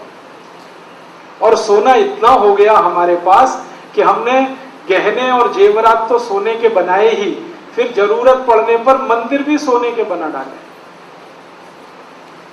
दुनिया में ये हजारों साल का एक ही देश है जहां सोने के मंदिर है। सोने की मस्जिद नहीं है, सोने का गिरजाघर नहीं, यहां सोने के मंदिर है। और आप कहेंगे एक मंदिर है अमृतसर का स्वर्ण मंदिर, मैंने अंग्रेजों के दस्तावेज ढूंढ ढूंढ कर निकाले तो भारत देश में अंग्रेजों के आने के पहले तक 11,000 से ज्यादा सोने के मंदिर। एक एक मंदिर के पास 300 से 400 मीट्रिक टन सोना, एक एक मंदिर के पास।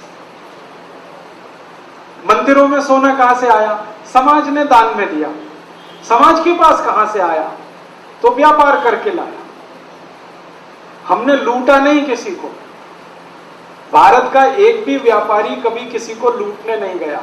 भारत का कोई राजा कभी दूसरे देश पर हमला करने नहीं गया। यहां बड़े बड़े चक्रवर्ती सम्राट हुए जिनका सारी दुनिया सम्मान करती थी। चंद्रगुप्त विक्रमादित्य को आप जानते हैं, हर्षवर्धन को आप जानते हैं, अशोक को आप जानते हैं। सारी दुनिया इनके चरणों में पड़ी रहती थी, लेकिन ये कभी दूसरे देश को लूटने नहीं गए। गए तो धर्म प्रचार करने गए। हमने लूटा किसी को नहीं। फिर सोना कहां से आया? व्यापार करके कमाया हमने, और व्यापार में हम सबसे ऊपर थे, इसलिए इतना सोना है। तो वो सोना चांदी इतना जमा हो गया था इस देश में, इसलिए सारी दुनिया में सोने की चिड़िया नाम से भारत प्रसिद्ध हो, क्योंकि व्यापार बहुत ऊंचा था इस देश में। ये दस्तावेज पढ़ने के बाद मुझे पहली बार पता चला कि भारत उद्योग प्रधान देश था, सिर्फ कृषि प्रधान नहीं था।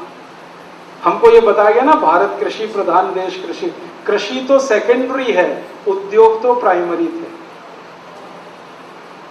और ये सब इतना सारा 3000 साल हम सोना कमाते रहे, कमाते रहे, कमाते रहे, फिर मंदिर बनाते रहे, सोना दान करते रहे। सोने का उपयोग इस देश में सबसे ज्यादा है, आज भी सबसे ज्यादा। हम गरीबी में हैं, फिर भी दुनिया का सबसे ज्यादा सोना इसी देश में।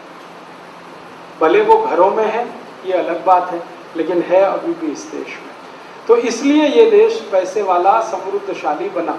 और यही कारण था जो अंग्रेज यहाँ आए, फ्रांसीसी आए, डच लोग आए, पुर्तगाली लोग आए। आप जरा सोचो, अगर हम गरीब होते और भुखमरी के शिकार होते तो अंग्रेज यहाँ 200 साल छक मारते। 200 साल, 2-4 साल में लौट जाते। अगर हम गरीब होते, भुखमरी के शिकार होते, तो फ्रांसीसी क्यों आते? वास्को डिगामा क्यों आया अपनी पूरी फौज लेके? सिकंदर क्यों आया यूनान से चलकर यहां तक? ये सारे लोग आए क्योंकि हमारे पास कुछ था, और वो दो ही चीजें थी, एक तो ज्ञान और दूसरा पैसा, समृद्धि। ज्ञान भी बहुत था इस देश में। और भारत तो नाम ही ज्ञान है, संस्कृत का शब्द है भा। भा का मतलब है ज्ञान, और रत माने लगा हुआ। ज्ञान में लगा हुआ देश है ये भारत। ज्ञान भी बहुत ऊंचा। कितने हजारों विद्यार्थी विदेशों से आकर यहां पढ़ते थे, आपने इतिहास में पढ़ा होगा।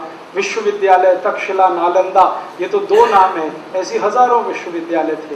मेरे पास पूरी सूची है कितने विश्वविद्यालय कहां कहां थे इस देश में।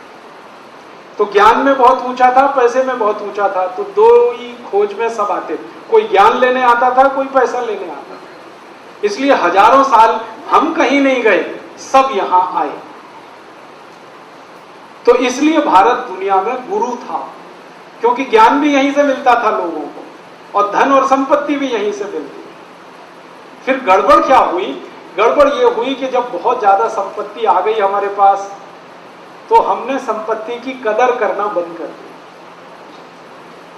जरूरत से ज्यादा कोई चीज हो जाए ना तो कदर नहीं होती उसकी। कदर कैसे बंद हुई? हमने एक फिलॉसफी बनाई इस देश में, ब्रह्म सत्यम जगत मिथ्या। आर्य समाजी कहेंगे ये पौराणिकों की बनाई हुई है। सच में हम लोगों ने यही गड़बड़ कर दी इस देश में। ब्रह्म सत्यम जगत मिथ्या, क्या उल्टी बात कर रहे हैं। अगर जगत मिथ्या है तो सब मिथ्या है। फिर तो जगत मिथ्या नहीं होता, ब्रह्म भी सत्य है, जगत भी सत्य है। लेकिन कुछ 1000 साल हमारा दिमाग ऐसा घूम गया, और ये दिमाग पता है किसने घुमाया? बौद्ध धर्म के लोगों ने हमारा दिमाग घुमाया। आप जानते हैं बौद्ध धर्म इसी देश में आया। तो बौद्ध धर्म वालों ने ये फिलॉसफी इतनी तेज फैलाई, ब्रह्म सत्यम जगत मिथ्या। तो ये सोना है, चांदी है, ये जगत है, ये मिथ्या है, बेकार है, इसको छोड़ो, जाने दो, माया है, मत फंसो।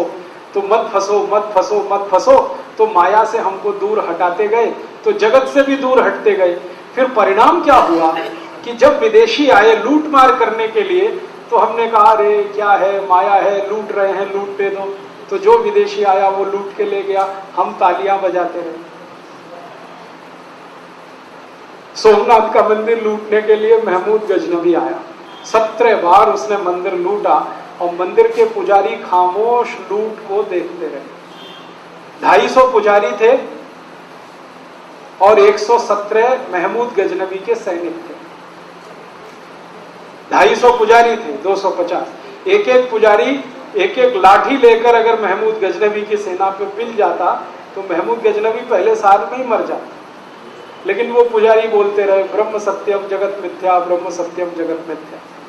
मंदिर है, जगत का हिस्सा है, लुट रहा है, लुटने दो, फिर आ जाएगी, ये तो संपत्ति है, माया है। आजकल और भी बहुत लोग ऐसा बोलते हैं ना, माया में मत फंसो, ये संपत्ति में मत फंसो। मैंने बहुत सारे साधु बाबाओं को पूछा, भाई माया में हम ना फंसे ये तो ठीक है, आप क्यों फंसे हुए हो? एक साधु बाबा है, मैं नाम नहीं लेता, वो रोज यही भाषण देते, माया में मत फंसो, और कहते मेरे को दे दो, तुम मत फंसो, मुझे दे दो, मैं संभालूंगा तुम्हारी माया। तो जैसे आजकल के कुछ पाखंडी लोग हैं ना इस देश में, जो आपको उल्लू बनाते रहते, ऐसे ही कुछ पाखंडी 1000 साल पहले हो गए इस देश में। उन्होंने खूब उल्लू बनाया लोगों को। माया में नहीं फंसो, तो विदेशी आए माया को लूटते रहे और वो लूटते रहे, हम लुटवाते रहे, वो लूटते रहे, हम लुटवाते रहे। एक दिन सब खाली हो गया।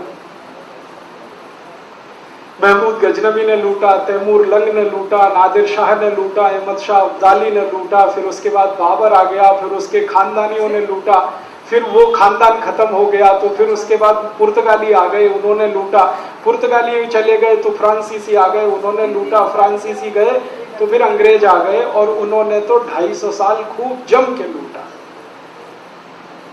उस लूट का परिणाम ये हुआ कि सोने की चिड़िया नाम का भारत अब मिट्टी की चिड़िया भी नहीं रह गया। अब स्थिति इस देश की ये है, 250 साल पहले जो दुनिया का सबसे ज्यादा पैसे वाला देश था, अब दुनिया के सबसे गरीब देशों में हमारी गिनती होती है। 113 करोड़ की हमारी आबादी है, जिसमें 84 करोड़ लोग इतने गरीब हैं जिनकी एक दिन की कमाई 20 रुपए से कम है। ऐसा देश हो गया। इस लूट ने हमको कहीं का नहीं छोड़ा। ये लूट कैसे हुई? कई तरीकों से हुई ये लूट। एक तो ये था कि ये विदेशी आते थे और जो धन संपत्ति हमारे मंदिरों में था उसको लेके जाते थे, ये एक तरीका था। दूसरा ये तरीका था कि विदेशी आते थे और हमको उल्लू बना के अपना माल बेचते थे और हमारा पैसा मुनाफे के रूप में लेके जाते। जिन चीजों की हमें जरूरत नहीं वो हम उनसे लेते थे। आप सोचो, दुनिया में ऐसा कोई समाज है जो अपनी जरूरत के बिना का सामान खरीदे? हमने खरीदा, आज भी खरीद रहे हैं। हमारी अकल ही खत्म हो गई है कि ये हमें चाहिए कि नहीं चाहिए। उदाहरण के लिए चाय की हमें कभी भी जरूरत नहीं रही, क्योंकि ये गर्म देश है। गर्म देश में चाय ना पी जाती है ना पिलाई जाती, और गर्म देश में चाय उत्पादन भी नहीं हो सकती। चाय उत्पादन होने के लिए ठंडा देश चाहिए। यूरोप और अमेरिका में चाय हो सकती है, भारत में नहीं। तो वो चाय लेके आए हमारे देश में। हम गर्म देश वाले जो दूध पीते थे, लस्सी पीते थे, मट्ठा पीते थे, हर दिन दही होता था, हर दिन मक्खन होता था, दही और दूध की नदियां जिस देश में बहती थी, उस देश के लोगों ने चाय पीना शुरू कर दिया। अंग्रेज बहुत चालाक थे। उनको भारतवासियों की एक कमजोरी पता चल गई। उनको ये पता चला कि ये भारतवासी मुफ्त में कुछ भी लेते। हाँ, तो सबसे पहले चाय उन्होंने मुफ्त में पिलाई। जगह जगह चाय के दुकानें खोली। ईस्ट इंडिया कंपनी ने चाय पिलाई मुफ्त में। हमने पीना शुरू किया मुफ्त में, फिर आदत पड़ गई, फिर खरीद के पीना शुरू किया, और अब इतनी पी रहे हैं जो दुनिया में कोई नहीं पीता। एक साल में हिंदुस्तानी लोग 70 करोड़ किलोग्राम चाय पी जाते हैं। 10,500 करोड़ रुपए की ये चाय होती है। इस 10,500 करोड़ की चाय पीकर जो बीमारियां आती हैं, क्योंकि चाय एसिडिक है, आप जानते हैं, तेजाबी है। ज्यादा चाय पिएंगे तेजाब और बढ़ेगा, एसिडिटी बढ़ेगी। एसिडिटी से 103 रोग आते हैं। तो ये चाय बिकती है 10,500 करोड़ की। इससे रोग पैदा होते हैं। उन रोगों का इलाज करने में खर्च करते हैं हम 6.5 लाख करोड़। ऐसे मूर्खानंद हैं इस देश के लोग जो अपने को बड़ा स्मार्ट समझते हैं। ज्यादा स्मार्ट वो हैं जो उठते ही चाय पीते हैं, और ज्यादा स्मार्ट वो हैं जिनको टट्टी तब उतरती है जब चाय पी लेते हैं। सुपर स्मार्ट है, बैठी चाहिए, उसके बिना तो टट्टी भी नहीं उतरती। तो ये महानुभाव लोग जो इस देश में अंग्रेजों के छोड़े हुए हैं, मैं कहता हूं ये काले अंग्रेज हैं। वो तो गोरे अंग्रेज थे, चाय पीते थे, ये सब काले अंग्रेज हैं। हमारे हिंदुस्तानियों ने ऐसा नियम बना दिया, every time is T time. कभी भी चाय पी सकते हैं। किसी के भी घर में चाय पियोगे, हाँ ले आओ। एक बार भी कोई नहीं कहता जी नहीं पिएगी, हाँ ले आओ। और वो पूछेगा इसलिए कि उसको भी पीनी है, तो वो खुद पिएगा, आपको पिलाएगा। तो 10,500 करोड़ की चाय अंग्रेजों के जमाने में बिकती नहीं थी, अब 10,500 करोड़ की बिकती है। हम चाय पी पी के अंग्रेजों के गुलाम हैं। हमने ऐसी चीज खरीदी जो जरूरत नहीं। फिर दूसरी चीज हमने खरीदी अंग्रेजों से, अफीम। आपको मालूम है अंग्रेज चीन से अफीम लेके आते थे, भारत में बेचते थे, फिर मुनाफा लेके जाते। अफीम लेना शुरू कर दिया, चाय लेना शुरू कर दिया, फिर उनकी चीनी खाना शुरू कर दिया, क्योंकि आप जानते हैं चीनी सबसे पहले इंग्लैंड में बनी। भारत में नहीं बनी। चीनी लेना शुरू कर दिया, फिर मैदा लेना शुरू कर दिया उनसे। हम तो आटा खाने वाले लोग थे, हमने मैदा खाना शुरू कर दिया। फिर उनके बेकरी आइटम बिकने लगे इस देश में, पाव रोटी, डबल रोटी, बिस्किट, ये सब उन्होंने लाना शुरू कर दिया, ये बिकना चालू हो गया। धीरे धीरे अंग्रेजों का इतना धंधा बढ़ा इस देश में कि सारा सोना हमारा जो हमने लाया था 3000 साल कमा के, वो अंग्रेजों को दे दिया व्यापार के चक्कर। एक तो उन्होंने सीधे लूटा यहां से, दूसरा उन्होंने व्यापार करके लूटा यहां से, और तीसरा तरीका उन्होंने अपनाया कि किसी के पास कुछ न बचे हिंदुस्तानियों के पास, टैक्स और लगा दिए इस देश में। जब उनकी सरकार बन गई तो टैक्स के माध्यम से लूटा उन्होंने। कैसे टैक्स लगाए उन्होंने? भारतवासी कोई भी सामान का उत्पादन करें तो एक्साइज ड्यूटी लगा दी उन्होंने, फिर सामान को बेचें तो इनकम टैक्स लगा दिया उन्होंने, सेल्स टैक्स लगा दिया उन्होंने, रोड टैक्स लगा दिया, टोल टैक्स लगा दिया, तो टैक्सों के माध्यम से पैसा लूट लिया। फिर किसानों को लूटा लगान लगा के, जमीन पे लगान लगा दिया, लैंड रेवेन्यू, और वो 50% से लेके 90% तक था। माने जितना उत्पादन करेगा किसान, उसका 50% अंग्रेजों को देना। तो किसानों से लूट लिया, व्यापारियों से लूट लिया, ग्राहकों से लूट लिया, सब लूट लूट के ये धन इंग्लैंड जाना शुरू हुआ। और तब हिंदुस्तानियों को थोड़े दिन के बाद चेतना आई कि हमारा कितना बड़ा लूट हो रही है। ये चेतना आई तो एक व्यक्ति थे जिनका नाम था दादा भाई नेहरूजी। उन्होंने एक किताब लिखी, सबसे पहली किताब इस देश में उनकी आई कि अंग्रेजों ने कितना लूटा, फ्रांसीसियों ने कितना लूटा, डच लोगों ने कितना लूटा। फिर उसके बाद लाइन लगी, बहुत सारे अर्थशास्त्रियों ने लिखा। आज सैकड़ों किताबें इस देश में हैं, जो आप पढ़ें तो आपको खून के आंसू आएंगे, कितना लूटा ये देश। और एक दो साल नहीं, 1000 साल, महमूद गजनबी से लेकर ईस्ट इंडिया का, उस लूट में सारा धन चला गया, हम गरीब हो गए। भगवान ने हमें गरीब नहीं बनाया। अगर ये देश को भगवान ने गरीब बनाया होता तो सोचो ये देश कैसा होता। हम गेहूं का एक बीज खेत में डालते हैं, फिर उसमें से पौधा बनता है, और उस पौधे में कम से कम 60 से 70 गेहूं के दाने आते हैं। ये देश गरीब कैसे, बताओ? एक बीज डाला तो 70 बीज पैदा हो गए, माने 70 गुना ज्यादा उत्पादन। भगवान ने तो ऐसी व्यवस्था बनाई है इस देश में। तो भगवान का बनाया हुआ गरीब नहीं है ये देश। हम आम की एक गुठली लगाते हैं, आम का पेड़ हो जाता है, तो कम से कम 100 साल तक वो फल देता है, और एक एक साल में 8 से 10 हजार आम टूटते हैं। गरीबी कहाँ है? उत्पादन तो इतना है। तो भगवान ने गरीब नहीं बनाया, इस देश को तो लुटेरों ने गरीब बनाया, और हमने लुटेरों को बुलाया। आप जानते हैं, सारे विदेशी लुटेरों को हमारे ही लोग लेके आए। मोहम्मद बिन कासिम, महमूद गजनबी, तैमूर लंग, नादिर शाह, अहमद शाह अब्दाली, ये सब भारत के ही गद्दारों द्वारा बुलाए गए थे। कभी गुजरात में तो कभी कहीं तो कभी कहीं।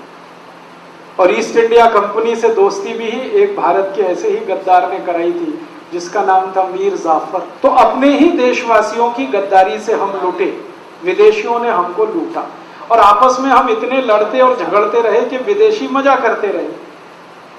हम आपस में ही लड़ते रहे, ये राजा उससे लड़ेगा, वो उससे लड़ेगा, ये उसको लड़ेगा, और विदेशी सबको लूटेंगे। ये चलता रहा इस देश में। इस लूट में हम बर्बाद हो गए। गरीबी आ गई, भुखमरी आ गई, बेरोजगारी आ गई। फिर जब अंग्रेज गए इस देश को छोड़कर, तो सब क्रांतिकारियों का एक ही सपना था कि अंग्रेज चले गए, अब भारत की लूट बंद हो जाएगी। अंग्रेज चले गए, अब भारत फिर से सोने की चिड़िया हो जाएगा। अंग्रेज चले गए, अब फिर से हम दुनिया में सबसे आगे आ जाएंगे। ये सबका सपना था। भगत सिंह, ऊधम सिंह, चंद्रशेखर आजाद, लोकमान्य तिलक, जितने क्रांतिकारियों के नाम आप जानते हैं, सबका एक ही सपना था, अंग्रेज जाएंगे तो देश फिर से खुशहाल होगा, सुख और समृद्धि वाला होगा। लेकिन अंग्रेज चले गए, अब 60 साल हो गए। अब 60 साल के बाद देश में देखो, न कहीं खुशहाली है, न कहीं समृद्धि है। खुशहाली और समृद्धि अगर है तो भारत के 10, 20, 50 लोगों के घरों में, धीरू भाई अंबानी, नुस्ली वाडिया, जमशेद जी टाटा या और 72-75 घराने हैं, इनके घरों में तो समृद्धि दिखती है। और इनके साथ इनके कुछ सहयोगी एजेंट वगैरह है जो कुल आबादी का 1% से ज्यादा नहीं। बाकी तो गरीबी का पूरा महासागर इस देश में। हमारी सरकार के आंकड़े हैं 84 करोड़ भारतवासियों के पास एक दिन की आमदनी 20 रुपए से कम। 84 करोड़।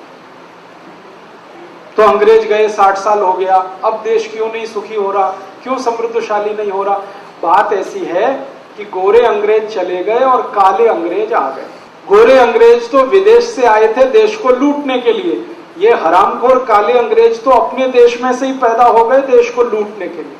जिनको आज आप नेता कहते हैं ना, वो किसी भी पार्टी के हों, मैं इनको काला अंग्रेज कहता हूं। ये भी लूटने में ऐसे ही लगे हुए हैं इस देश को जैसे महमूद गजनबी और मोहम्मद बिन कासिम लगे हुए हैं। मेरे पास भारत के 419 नेताओं के सारे रिकॉर्ड्स हैं जो मैंने एक दिन स्वामी जी को दिखाए थे, और उसी दम पे स्वामी जी कहते हैं स्विस बैंक का पैसा वापस ला। ये 419 नेता हैं जिनके नाम मैं कभी आपको बोल कर बताऊंगा, यहीं दिल्ली में बताऊंगा, लेकिन आज नहीं, थोड़े समय के बाद। इनमें से किसी के पास 20 साल पहले टूटी साइकिल नहीं थी, और इतना भी पैसा नहीं था उनकी जेब में कि चाय का प्याला खरीद के खुद पी सके। चाय भी पीनी होती थी तो दूसरी की जेब से पैसा निकाल के पीते थे। और आज इन 419 नेताओं में एक एक के पास 20,000 करोड़ रुपए की संपत्ति, कुछ के पास तो 50,000 करोड़ तक की संपत्ति। कहां से आई है? इसी देश में से लूट कर इन्होंने कमाई। इनके बाप दादों के पास तो कुछ नहीं था। कई नेता तो ऐसे थे जो खुद यहां दिल्ली में सिनेमा की टिकट ब्लैक करते थे, यही दिल्ली के नेता, और रेहड़ी पे बैठ के टिंडा, तोरई, लौकी और टमाटर बेचते, यही दिल्ली की सड़कों में। और आज एक एक के पास 10-10 हजार करोड़, 15-15 हजार करोड़, 20-20 हजार। इन 419 नेताओं का एक दिन पूरा हिसाब निकाला था मैंने। इन्होंने भारत में जो पैसा लूटा भ्रष्टाचार करके, घोटाला करके, आप जानते हैं भ्रष्टाचार और घोटाला इस देश में हर दिन होता, कोई दिन नहीं जाता जिस दिन ना हो। इन नेताओं ने 45 लाख करोड़ रुपया लूटकर विदेशी बैंकों में जमा कर रखा। अंग्रेज आए, लूट कर ले गए, हमें समझ में आता है कि वो विदेशी थे, लुटेरे थे। हमारे ही अपने देश के नेता देश को लूटने में लग गए, और इन्होंने अंग्रेजों से कम नहीं लूटा इस देश को, उससे ज्यादा लूटा। अब ये लूट लूट के घर भर रहे हैं अपना। और इन नेताओं का एक ही खेल है इस देश में, पैसा बनाओ और कुर्सी पे आओ, कुर्सी पे आओ फिर पैसा बनाओ, फिर पैसा बनाओ फिर कुर्सी पे आओ, फिर कुर्सी पे आओ फिर पैसा बनाओ। यही खेल चलता है इनका। ना कोई सिद्धांत है, इनका कोई नीति नहीं, इनका कोई नियम नहीं, इनका एक ही सिद्धांत, एक ही नीति, लूटो लूटो लूटो, जहां से लूटने को मिले लूटो, जितना नीचे गिरना पड़े नीचे गिर के लूटो, उसकी कोई इन्होंने सीमा नहीं बनाई। तो 60 साल इस देश को इन्होंने लूट लिया, और इन्होंने लूटा ही नहीं, दूसरों से भी लुटवाया इस देश को। खुद तो लूटा, दूसरों से भी लुटवाया। एक एक नेता इस देश में जब प्राइम मिनिस्टर या चीफ मिनिस्टर हो जाता है तो विदेशी कंपनियों को बुला बुला के लाता है, भाई मेरे राज्य में आओ विदेशी कंपनियों वालों और लूटो मेरे राज्य। आपको मालूम है इस देश में पिछले 15 साल से एक नीति चल रही है, उस नीति का नाम तो रखा है उदारीकरण, लिबरलाइजेशन, ग्लोबलाइजेशन, लेकिन वास्तव में है वो भारत की लूट। इन नेताओं ने जब जब इनको मौका मिला prime minister, chief minister, finance minister होने का, इन्होंने हजारों विदेशी कंपनियों को लाइसेंस दे दिए। जैसे ईस्ट इंडिया कंपनी को लाइसेंस दिया था ना इस देश में, वो जहांगीर ने दिया था। जहांगीर उस समय भारत का प्रधानमंत्री था जब ईस्ट इंडिया कंपनी आई, तो जहांगीर ने लाइसेंस दिया व्यापार करने का। आज के जहांगीर ये हैं जो विदेशियों को लाइसेंस दे रहे हैं। 4,500 कंपनियों को इन्होंने बुला लिया।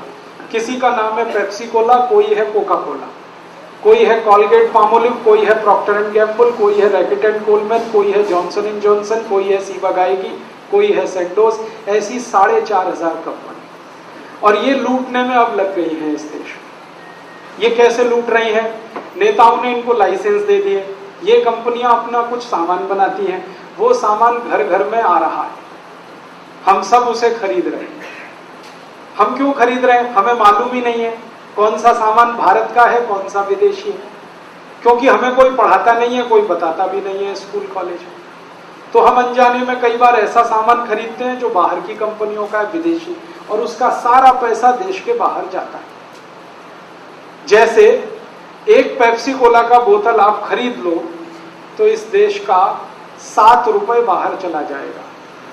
10 रुपए में बोतल आती है, 3 रुपए यहां रहेगा, 7 रुपए विदेश चला जाएगा। एक आप कॉलगेट पामोलिव का पेस्ट खरीद लो 27 रुपए का, उसमें से 5 रुपए भारत रहेगा, 22 रुपए विदेश चला जाएगा। अगर आपने बाटा का जूता खरीद लिया 399 रुपए 95 पैसे का, तो उसमें से 200 रुपए भारत के बाहर चला जाएगा। अगर आपने विदेशी कंपनी की कार खरीद ली 5 लाख की, तो 3 लाख रुपए भारत से बाहर चला जाएगा। और 15 लाख की खरीद ली तो कम से कम 8 से 10 लाख रुपए बाहर चला जाएगा। आपने विदेशी कंपनी का रेफ्रिजरेटर खरीद लिया 15,000 का, तो कम से कम उसमें से 9,000 रुपए विदेश चला जाएगा। आपने विदेशी कंपनी का टीवी खरीद लिया मान लो 10,000 का, तो कम से कम उसमें से 6,000 विदेश चला जाए। तो एक दिन मैंने ये सब हिसाब निकाला, 4,500 कंपनियों का हर साल इस देश में जो सामान बिक रहा है उससे 2 लाख करोड़ रुपए विदेश में जा रहा है। हर साल 2 लाख करोड़, एक साल, 2 साल में 4 लाख करोड़, 3 साल में 6 लाख करोड़, 4 साल में 8 लाख करोड़, और ये सिलसिला पिछले 60 साल से चल रहा है। आजादी मिली उसके बाद से ही विदेशी कंपनियां फिर आ गई इस देश। जिन कंपनियों के खिलाफ हमने संघर्ष किया था और लाखों क्रांतिकारियों ने बलिदान दिया था, उन्हीं कंपनियों को हमारे नेताओं ने फिर बुला लिया इस देश में। और हमारे यहाँ नियम ऐसा बन गया है कि जो नेता जितनी विदेशी कंपनियों को बुलाए वो उतना ही अच्छा, माने जो जितनी ज्यादा मीर जाफरी करे वो उतना ही अच्छा, जो जितनी ज्यादा गद्दारी करे वो उतना ही अच्छा। ये इस देश का उसूल बन गया। अब समस्या क्या है कि लाखों करोड़ों अंग्रेज लूट ले गए, उसके पहले फ्रांसीसी ले गए, डच लोग ले गए, उसके पहले मुसलमान लूट के ले गए। अब जो थोड़ा बहुत बचा और 60 साल में हम कमा रहे हैं, वो अब ये नए नए विदेशी आकर लूट के ले जाए। और क्या क्या सामान बेच के लूट ले जा रहे हैं, मुझे तो हंसी आती है। अमेरिका की कंपनी यहाँ आलू का चिप्स बेचकर हजारों करोड़ लूट रहे हैं। एक आलू के चिप्स का पैकेट आता है, उसका नाम है रफल्स, और एक है हॉस्टेस। पैकेट एक खरीदो 15 रुपए का है, और आलू का चिप्स उसमें 15 ग्राम निकलता है। पैकेट खोलो तो आधे से ज्यादा हवा निकलती है, और गिनकर मैंने देखा 15 चिप्स निकलते हैं आलू के। अब 15 ग्राम आलू का चिप्स 15 रुपए का, तो 1000 रुपए किलो आलू का चिप्स बिक रहा है। जिस देश के किसान का आलू 10 रुपए किलो नहीं बिकता, उस देश में आलू का चिप्स 1000 रुपए किलो बिकता। किसान भूखे मर रहा है, आलू पैदा कर करके सड़क पे फेंक रहा है, क्योंकि आलू को भाव नहीं है। मैं किसान का बेटा हूं, मेरे घर में खेती होती है। हमारे यहाँ आलू की फसल जब होती है तो खोद खोद कर आलू खेत से सड़क पर फेंक देते हैं हम, क्योंकि ट्रैक्टर ट्रॉली में भर के मंडी लेके जाएं तो डीजल का खर्चा नहीं निकलता, इतना सस्ता आलू बिकता है, 50 पैसे किलो, 1 रुपए किलो। और वही आलू विदेशी कंपनियां लेती हैं और 1000 रुपए किलो में चिप्स बना के बेचती हैं। मुनाफे का अगर आप हिसाब निकालेंगे, प्रॉफिट परसेंटेज, तो हजारों प्रतिशत मुनाफा है आलू के चिप्स के धंधे। सोने चांदी की बात नहीं कर रहा, ऐसे लूट रहा है देश। पढ़े लिखे लोगों के बच्चे लगातार वही आलू का चिप्स खा रहे हैं जो बाजार में मिलता। अम्मा भी बना सकती है उनकी, लेकिन अम्मा का बनाया हुआ अब अच्छा नहीं लगता, क्योंकि अम्मा भी अच्छी नहीं लगती। अब विदेशी चिप्स ही खाना है, करोड़ों रुपया जाता है। एक और उदाहरण देता हूं, एक विदेशी कंपनी टमाटर की चटनी बेचती है, मैगी। किसान का टमाटर बिकता है 1 रुपए 1.5 रुपए किलो, और मैगी बिकती है 200 रुपए किलो। चटनी टमाटर से बनती है, चटनी 200 रुपए किलो, टमाटर है 2 रुपए किलो। इसी देश में एक कंपनी है, वो चॉकलेट बेचती है, कैडबरीज। दूध से बनती है चॉकलेट, दूध आता है 20 रुपए किलो, कैडबरीज बिक रही है 15,000 रुपए किलो। एक विदेशी कंपनी है, वो टूथपेस्ट बेचती है, कॉलगेट, 27 रुपए का 100 ग्राम, माने 270 रुपए किलो। गाय के घी से महंगा, गाय का घी 200 रुपए किलो, कोलगेट 270 रुपए। पढ़े लिखे लोग गाय का घी तो रोटी पे लगा के खाते हैं, सस्ता है, और कोलगेट मुंह में रगड़ के वॉश बेसिन में थूकते हैं क्योंकि महंगा है। महंगी चीज थूक रहे हैं, सस्ती चीज खा रहे हैं, और कहते हैं हम तो बहुत स्मार्ट हैं। तो मैं कहता हूं और ज्यादा स्मार्ट बनो। तो पूछते हैं क्या करें? मैं कहता हूं ये कोलगेट महंगा है इतना, घी से भी ज्यादा, इसको थूकते क्यों? रोटी पे लगा लगा के खा लो। मैं आपको विनम्रता पूर्वक ये कहता हूं कि ज्यादा पढ़े लिखे लोग ज्यादा मूर्ख, मैं उनको कहता हूं एजुकेटेड इडियट्स, और जो बिना पढ़ा लिखा बहुत होशियार। मैंने बिना पढ़े लिखे गांव के किसान को आलू का चिप्स खरीद कर खाते नहीं देखा। मैंने बिना पढ़े लिखे किसान को पेप्सी पीते नहीं देखा। मैंने बिना पढ़े लिखे किसान के बच्चों को चॉकलेट खाते नहीं देखा। वो खाएंगे तो गुड़ खाएंगे, चॉकलेट नहीं खाएंगे। वो खाएंगे तो आलू खाएंगे, चिप्स नहीं खाएंगे। वो खाएंगे तो गाय का घी खाएंगे, लेकिन ये पेस्ट रगड़ के नाली में नहीं थूके। इसका मतलब बिना पढ़े लिखे लोग होशियार हैं, अक्लमंद हैं, देशभक्त हैं, क्योंकि वो पढ़ने नहीं गए। और जो पढ़ गए मेरी तरह से, वो सब के सब हरामी हो गए इस देश में। मैं खुद को भी कहता हूं, दूसरे की बात नहीं। इसलिए मुझे अभी गाली लगता है कि कोई मुझे कहे कि तुम बहुत पढ़े लिखे आदमी हो, क्योंकि यहां हर पढ़ा लिखा आदमी देश विरोधी काम में लगा हुआ है, देश को बेचने में लगा हुआ है, और हर बिना पढ़ा लिखा आदमी देशभक्ति कर रहा है और देश से वफादारी निभा रहा है। और सरकार कहती है सबको पढ़ाओ, सबको पढ़ाओ, माने सबको गद्दार बनाओ। एक बार मैंने भारत सरकार के एक सेक्रेटरी को पूछा, ये सर्व शिक्षा अभियान किसके लिए? तो उसने कहा राजीव भाई सच्चा बताऊं या झूठा? मैंने कहा सच्चा बता दो भाई।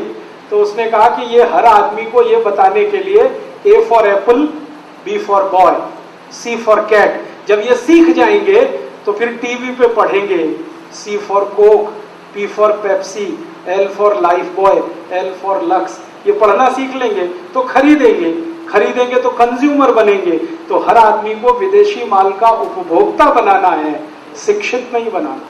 शिक्षा तो कुछ और होती है, वो नहीं देनी, साक्षरता देनी है। साक्षरता और शिक्षा में जमीन आसमान का अंतर होता है। ये खेल चल रहा है हमारे देश में। कैसे कैसे लूटते हैं आपको। और एक उदाहरण, नमक बनता है 15 पैसे किलो में, आपको बेचते हैं 7 रुपए किलो में। आपको मालूम है 15 पैसे किलो की चीज आप 7 रुपए किलो में खा रहे हैं। अब 15 पैसे किलो की चीज 7 रुपए में खाएं, हिसाब जोड़ो। 15 पैसे की चीज 30 पैसे किलो में खाएं, 100% मुनाफा।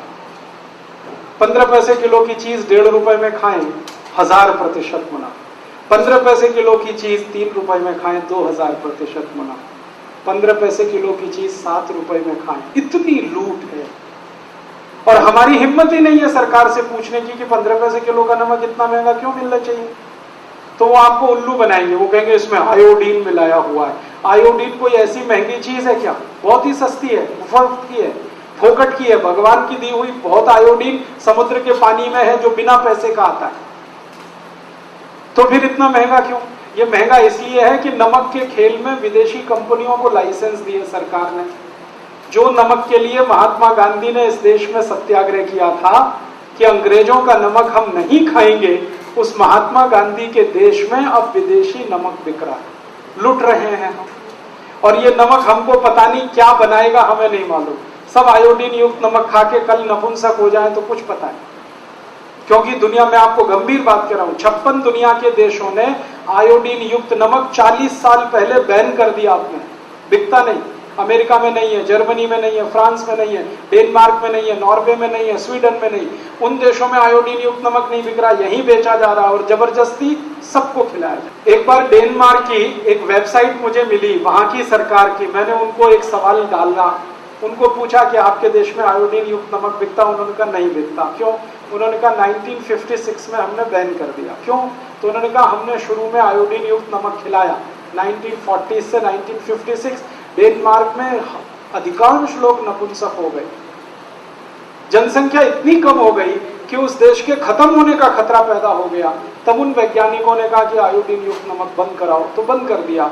अब वो यहाँ पे चालू कर दिया। आप सब खा रहे हैं, पता नहीं भविष्य में क्या होगा। लूट भी रहे हैं, अपने शरीर की भी बर्बादी कर, ऐसे लूटा जाता है आपको।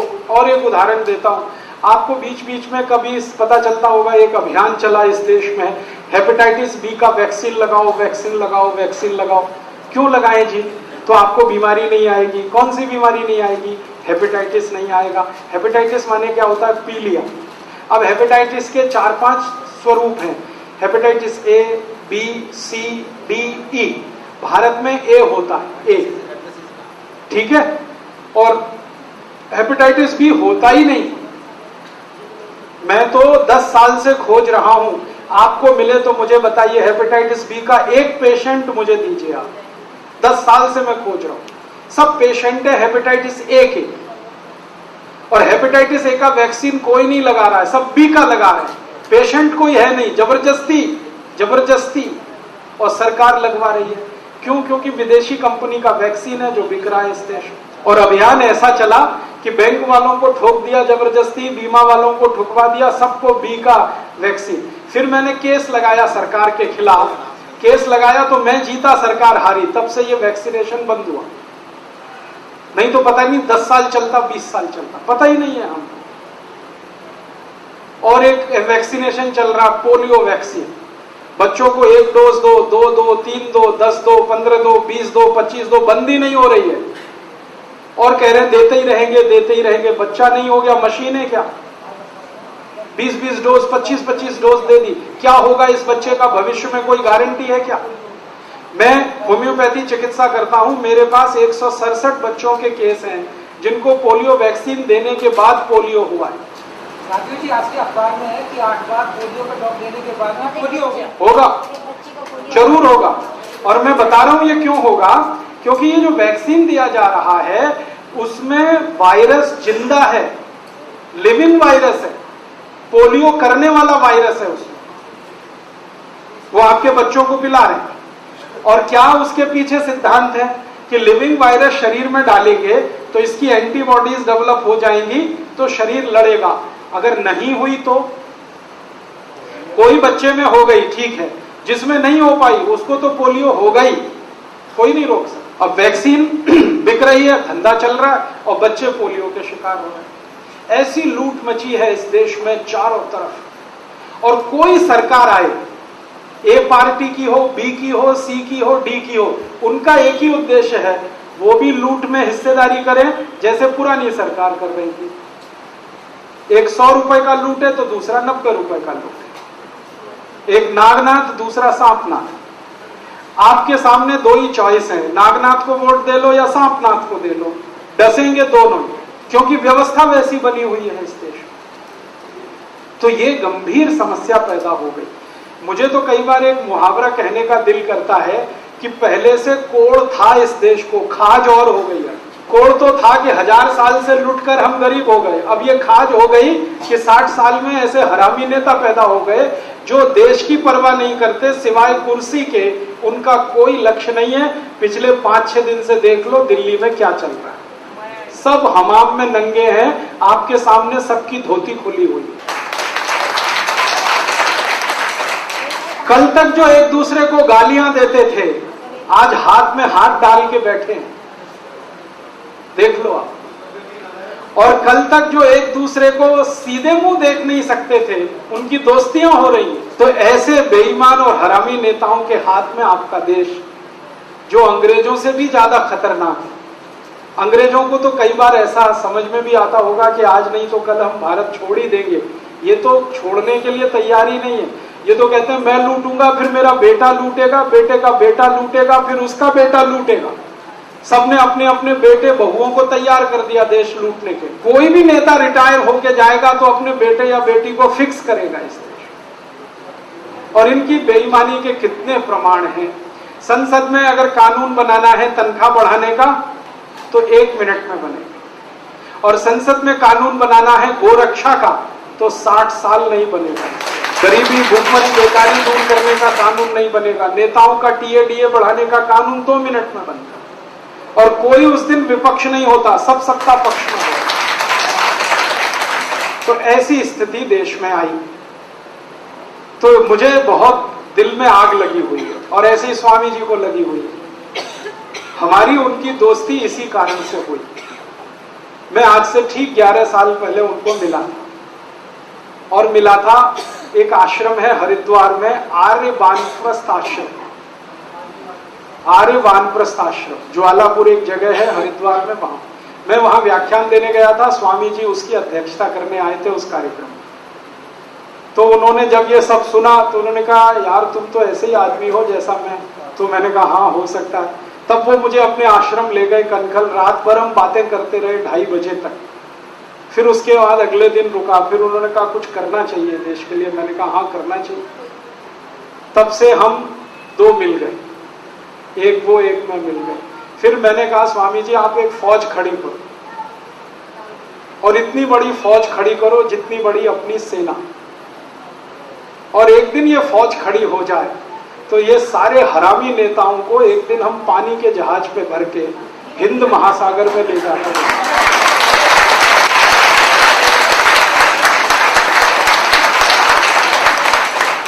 और इस देश में नए नेता खड़े करेंगे। वो दिन कब आएगा? बस जल्दी आने वाला है। आप बस फौज पूरी कर दो। अपनी आर्मी 15 लाख की है। 15 लाख जिस दिन योग शिक्षक हो जाएंगे उस दिन ये हो जाए। तो मैं तो और एक दूसरे अभियान पे लग गया। मैंने कहा स्वामी जी आप कोशिश करो, मैं देश भर में ऐसे लोगों को इकट्ठा करता हूं जो पहले से ऐसा सोचते हैं, करना चाहते हैं, लेकिन इकट्ठे नहीं आते। अपने भारत में दुष्ट ज्यादा नहीं है, थोड़े हैं लेकिन इकट्ठे। सज्जन बहुत ज्यादा हैं लेकिन बिखरे हुए। तो जो सज्जन शक्ति बिखरी हुई है ये इकट्ठी हो जाए, योग शिक्षकों की फौज खड़ी हो जाए, तो आज नहीं तो कल धावा तो बोलना है। ऐसे ही जैसे कभी पृथ्वीराज चौहान ने बोला था, या जैसे राणा प्रताप ने अकबर की सेना पे बोला था, या जैसे भगत सिंह ऊधम सिंह जैसे क्रांतिकारियों ने 1857 में धावा बोला था अंग्रेजों पर, ऐसे ही ये हरामी काले अंग्रेजों पे धावा बोलना है। और ये दिल्ली कुरुक्षेत्र बनेगा और आपकी बड़ी भूमिका होगी। जब ये दिल्ली कुरुक्षेत्र बनेगा तब आपको तय करना पड़ेगा कि आप राम के साथ हैं कि रावण के साथ। आपको तय करना। ये दिन आपके पास आएगा। जो रावण के साथ हैं तो जितनी पार्टियां हैं इनमें आप शामिल हो जाएंगे, और राम के साथ हैं तो स्वामी जी की सेना में आ जाएंगे।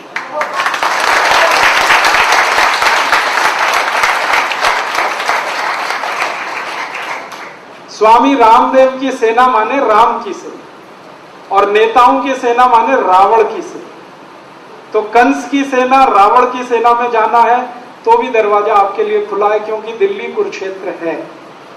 और राम की सेना में आना है तो भी दरवाजा खुला है। मैं तो राम की सेना में आ गया। अभी आपके लिए तय करना है। आप भी आ जाओ तो अच्छा, क्योंकि मैं आपको ये कहने आया कि कंस कितना भी पैसे वाला हो, ताकतवर हो, रावण कितना भी पैसे वाला हो, ताकतवर हो, कितना भी ज्ञानी हो, नाश तो होना ही है। रावण का हो चाहे कंस का। हर बार रावण को मारने के लिए राम का अवतार हुआ है, हर बार कंस को मारने के लिए कृष्ण का अवतार हुआ। तो मुझे ऐसा लग रहा है कि आज के इन हरामी रावणों को मारने का अवतार भी हुआ है। अब आप उनकी सेना में आके सैनिक बन जाओ, मैं बन गया, आप भी बन जाओ। हम सब मिलकर इन रावणों की फौज को, इन कंसों की फौज को पिटाएंगे इस देश से, और इस देश में एक ऐसी व्यवस्था लाएंगे जो फिर से इस देश को सोने की चिड़िया बनाए। और आप बोलेंगे वो व्यवस्था कैसी होगी? 2-3 मिनट में खत्म करता हूं। कैसी होगी व्यवस्था? हमारे देश में भगवान श्री राम आदर्श, राम जी की कहानी आप सबने पढ़ी, राम जी की कहानी मैंने भी पढ़ी है, आपने भी पढ़ी। लेकिन मेरा निवेदन है कि राम जी की कहानी फिर से पढ़िए, मेरी तरफ से निवेदन। राम जी की पूरी जो कथा है ना, रामचरितमानस में है, रामायण में है, पूरी मत पढ़िए, एक ही कांड पढ़िए, उसका नाम है अयोध्या कांड। अयोध्या कांड पढ़िए, फिर से पढ़िए। उसमें भरत और राम का संवाद है। उसमें भरत आए हैं राम को मिलने, खड़ाऊ लेके आए हैं, पिताजी की मृत्यु का समाचार लाए हैं कि पिताजी स्वर्गवासी हो गए आपके, वियोग में, आप वापस चलो, और नहीं चलते तो खड़ाऊं। तो राम जी का भरत से जब मिलन हुआ है तो राम जी ने भरत को सवाल पूछे हैं, 64 सवाल पूछे उन्होंने। ये सवालों का जवाब भारत को फिर से सोने की चिड़िया बनाने का रास्ता है। सवाल क्या पूछे हैं? भरत को पहला सवाल पूछा है कि भरत, राज्य में तुमको देके आया था? हाँ। भरत कहते हाँ, मैंने राज्य आपका संभाला हुआ है। तो तुम ये बताओ कि राज्य की प्रजा का क्या हाल है? तो भरत कहते हैं प्रजा का हाल तो बाद में बताऊंगा, पिताजी स्वर्गवासी हो गए, पहले वो सुन लो। तो उनका पिताजी का तो बताना, पहले प्रजा का बताओ। तो भरत कह रहे हैं कि धन धान्य से तो प्रजा सुखी है, लेकिन आपके नहीं रहने से दुखी। तो राम पूछ रहे हैं धन धान्य कितना है? कोई भूखा तो नहीं है, कोई प्यासा तो नहीं है, कोई गरीब तो नहीं है, बेकार तो नहीं है। तो भरत सबका उत्तर दे रहे हैं कि ना कोई प्यासा है, ना कोई भूखा है, ना कोई बेकार है, ना कोई बेरोजगार है। तब राम कहते हैं कि भरत तुम आदर्श राजा, तुम ही शासन चलाओ, मेरे आने की जरूरत नहीं, मैं तो ये जंगलों के कंसों का और रावणों का सफाया करके फिर आऊंगा। इसका मतलब राम राज्य कैसा रहा वो ये है, कोई भूखा नहीं, कोई प्यासा नहीं। गोस्वामी तुलसीदास ने बड़े सुंदर शब्दों में लिखा, दैहिक दैविक भौतिक तापा राम राज्य में कदहु न व्यापा। माने दैहिक दैविक और भौतिक कोई दुख राम राज्य में किसी को हुआ नहीं। तो ऐसा राम राज्य हमें लाना, न कोई भूखा, न कोई प्यासा, न कोई बीमार, न कोई लाचार। आपने सुना स्वामी जी कहते हैं भूख से कोई ना मरे और रोग से कोई ना मरे, यही राम राज्य।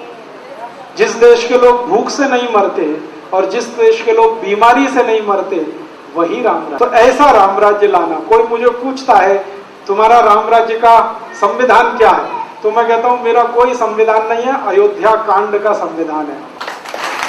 जो भरत ने सवालों के उत्तर दिए हैं वैसी नीतियां इस देश में बनानी।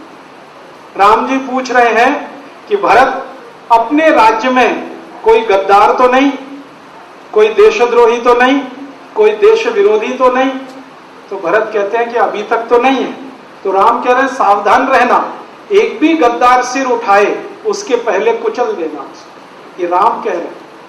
जो अहिंसावादी है वो कह रहे हैं एक भी गद्दार सिर उठाए उसके पहले कुचल देना।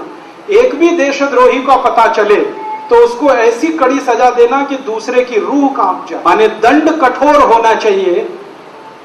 किसके साथ? देशद्रोहियों के साथ, देश विरोधियों के साथ, गद्दारों के साथ। ऐसा राज्य हमें लाना, ऐसी दंड नीति लानी। राम जी पूछ रहे हैं भरत, मैं जब से आया स्कूलों का क्या हाल है, गुरुकुल कैसे चल रहे हैं, शिक्षक समय पर आते हैं, विद्यार्थी पढ़ते हैं, गुरु का आदर करते हैं, ज्ञान उनको मिलता है? तो भरत कहते हैं हाँ बराबर मिलता है, गुरु भी आते हैं, विद्यार्थी भी समय से आते हैं। तो ऐसे 64 सवाल पूछे हैं राम जी ने भरत को। वो सारे के सारे 64 सवाल राम राज्य का आधार हैं। उन्हीं 64 सवालों को आज हिंदुस्तान में हम हल कर लें तो फिर से राम राज्य आएगा। गरीबी, भूखमरी, बेकारी मिटानी तो हमारी योजना है। मेरी योजना माने आप समझ लो स्वामी जी की योजना कि हिंदुस्तान के ये जो हरामी नेताओं ने 60 साल में पैसा जमा करके विदेशी बैंकों में रखा, जो 45 लाख करोड़ है, इसको वापस। आप बोलेंगे ये आएगा? हाँ आएगा। कैसे आएगा? ये ऐसे आएगा कि हमारी संसद में इसके लिए या तो कानून बनाना पड़ेगा या सुप्रीम कोर्ट में इसके लिए मुकदमा लड़ना पड़ेगा। हम सुप्रीम कोर्ट में जाने की तैयारी पहले कर रहे हैं। सुप्रीम कोर्ट में एक मुकदमा करेंगे हम शायद अगले साल 2009 में, नहीं तो 10 में तो करना ही। इस मुकदमे पे हजारों लाखों लोगों के हस्ताक्षर होंगे। वो मैंने कराए, 40,000 लोगों से हस्ताक्षर कराए, और भी जरूरत पड़ी तो कराऊंगा। सुप्रीम कोर्ट के सामने हम जाएंगे। नेताओं के बारे में हमारे पास जो जानकारियां हैं वो हम कोर्ट के सामने रखेंगे और कोर्ट को कहेंगे कि इन सब नेताओं को नोटिस देकर पूछिए कि इनके पास पैसा, ये देश का पैसा है, कोर्ट इनसे ले। या तो सुप्रीम कोर्ट करे, नहीं तो संसद में हमारी तैयारी है कि ऐसे 350 सांसदों को भेजना जो जाकर ये कानून बनाए कि 15 अगस्त 1947 के बाद इस देश का जितना धन विदेशों में जमा हुआ वो देश का धन है, राष्ट्र का धन है, नेशनल प्रॉपर्टी। जब कानून बने तो हम देखें कौन विरोध कर रहा है इसका। जो विरोध करे पक्का है उसी का पैसा स्विस बैंक में है, और जो विरोध करे उसका मुंह काला करके गधे पे बिठा के सर्कस निकालें पूरी दुनिया। तो अगर ये कानून पास होता है, कानून बनता है, 7 दिन के अंदर स्विस बैंकों का पैसा आ जाएगा, ये मेरी गारंटी है, क्योंकि स्विट्जरलैंड की बैंकों के साथ इस विषय पर 12 साल से मैं बात कर रहा हूं। वो सब तैयार है। वो कहते हैं कि आप अपना ब्लैक मनी यहां से ले लो, हम तैयार हैं। जर्मनी की बैंकों ने अभी सरकार को एक चिट्ठी भेजी थोड़े दिन पहले, वो टाइम्स ऑफ इंडिया में लीक हो गई और छपी। जर्मन की बैंकों में जितने नेताओं का पैसा, उन्होंने कहा कि हम 6 महीने का समय दे रहे हैं, या तो निकाल लो नहीं तो हम जब्त करेंगे सब। तो अगर ये होता है जर्मनी में, फ्रांस में, तो सभी देशों में होगा। तो हमारी एक योजना है कि स्विस बैंकों का पैसा वापस आए। दूसरी योजना है कि जितनी विदेशी कंपनियां लूट रही हैं इस देश को, इन सबको बाहर भगाया जाए, और इसको भगाने की ताकत आप में है। आप उनका माल खरीदना बंद कर दो, विदेशी माल मत खरीदो, सबका माल बिकना बंद हो जाएगा, भाग जाए, वो पैसा बच जाए। 2 लाख करोड़ हर साल बचेगा, आप सोचो। तीसरी योजना ये है कि भारत का जो रुपया है और अमेरिका का जो डॉलर है, इसको बराबर करना है।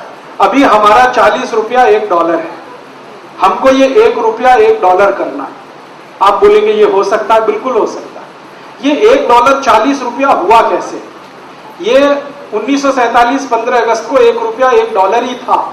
हमने तो 60 साल में जो कर्ज ले लिया अमेरिका और यूरोप से, उसके चक्कर में रुपया कम हुआ, डॉलर बढ़ गया।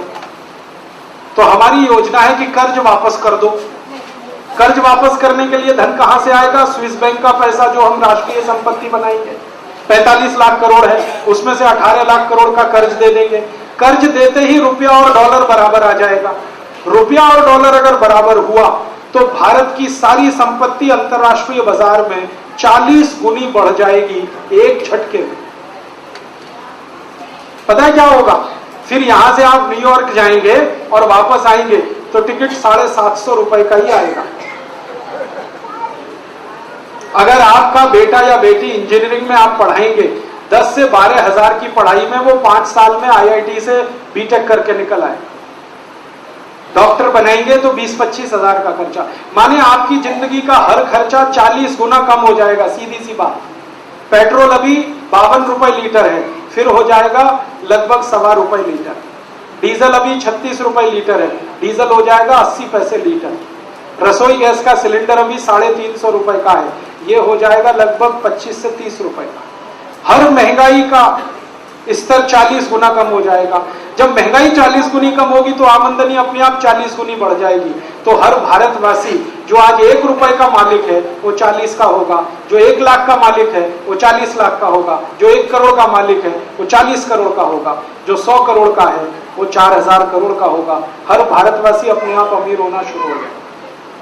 और रुपया और डॉलर जिस दिन बराबर हुआ उस दिन तो दुनिया में हमको कोई रोक नहीं पाएगा, हम सबसे आगे होंगे। आप जानते हैं क्यों? क्योंकि एक क्षेत्र ऐसा है हमारा जिसमें कोई मुकाबला नहीं कर सकता हमसे, खेती का क्षेत्र। खेती में हम गाय के गोबर और मूत्र से जो पैदा करेंगे ना धान्य, दुनिया में कोई नहीं कर सकता, क्योंकि किसी के पास गाय नहीं है जो हमारे पास है। देशी गाय हमारे पास है, सबके पास जर्सी और होलिस्टियन है, हमारे पास देशी गाय। देशी गाय के गोबर और मूत्र से ही धान्य पैदा हो सकता है, जर्सी से नहीं होता, क्योंकि उसके ना गोबर में दम है ना मूत्र में दम है, और दूध तो बिल्कुल बेकार है।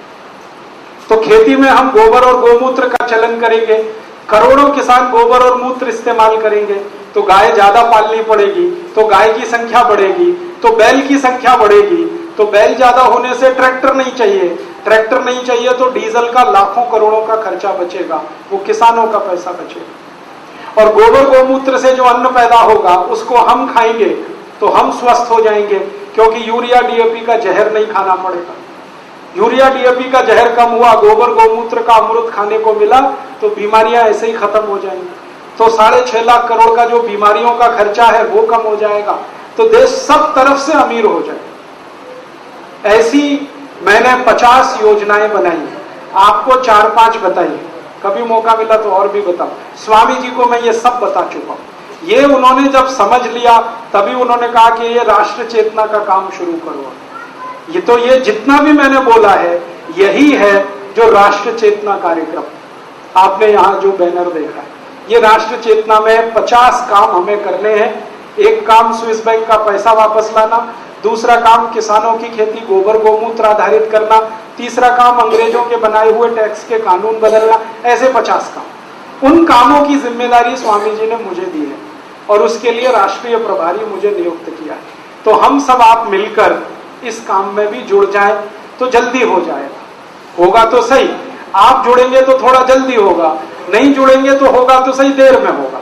हम चाहते हैं जल्दी हो, देश का नुकसान कम हो। तो आप योग में लगे, प्राणायाम में लगे, पूरे देश में ये फैल गया। अब आप इस राष्ट्र चेतना के काम में भी थोड़ा थोड़ा समय लगाएंगे तो ये भी बहुत तेजी से फैलेगा और एक दिन इसमें से भी फौज निकलेगी। एक फौज तो योग प्राणायाम करने वालों की, दूसरी फौज इसमें से भी तैयार होगी। क्योंकि बहुत सारे लोग हैं जो योग प्राणायाम नहीं करना चाहते लेकिन उनको इस काम में इंटरेस्ट है कि स्विस बैंक का पैसा लाओ इस देश में, गरीबी मिटाओ, बेरोजगारी मिटाओ। कई लोगों को इंटरेस्ट है गोबर गोमूत्र की खेती कराओ, तो वो किसानों के बीच में, नौजवानों के बीच में, सब तरफ से ये काम चले तो फिर इस देश में एक बड़ी क्रांति हो। उस क्रांति की तैयारी में आप, मैं, हम सब लगे।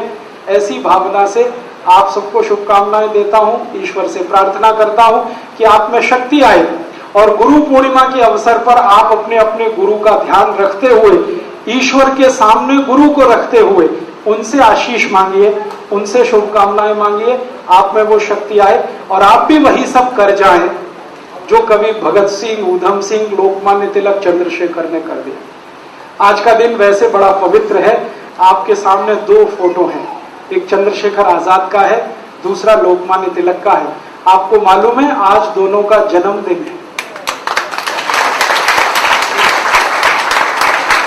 चंद्रशेखर आजाद का जन्मदिन है, लोकमान्य बाल गंगाधर तिलक का जन्मदिन है।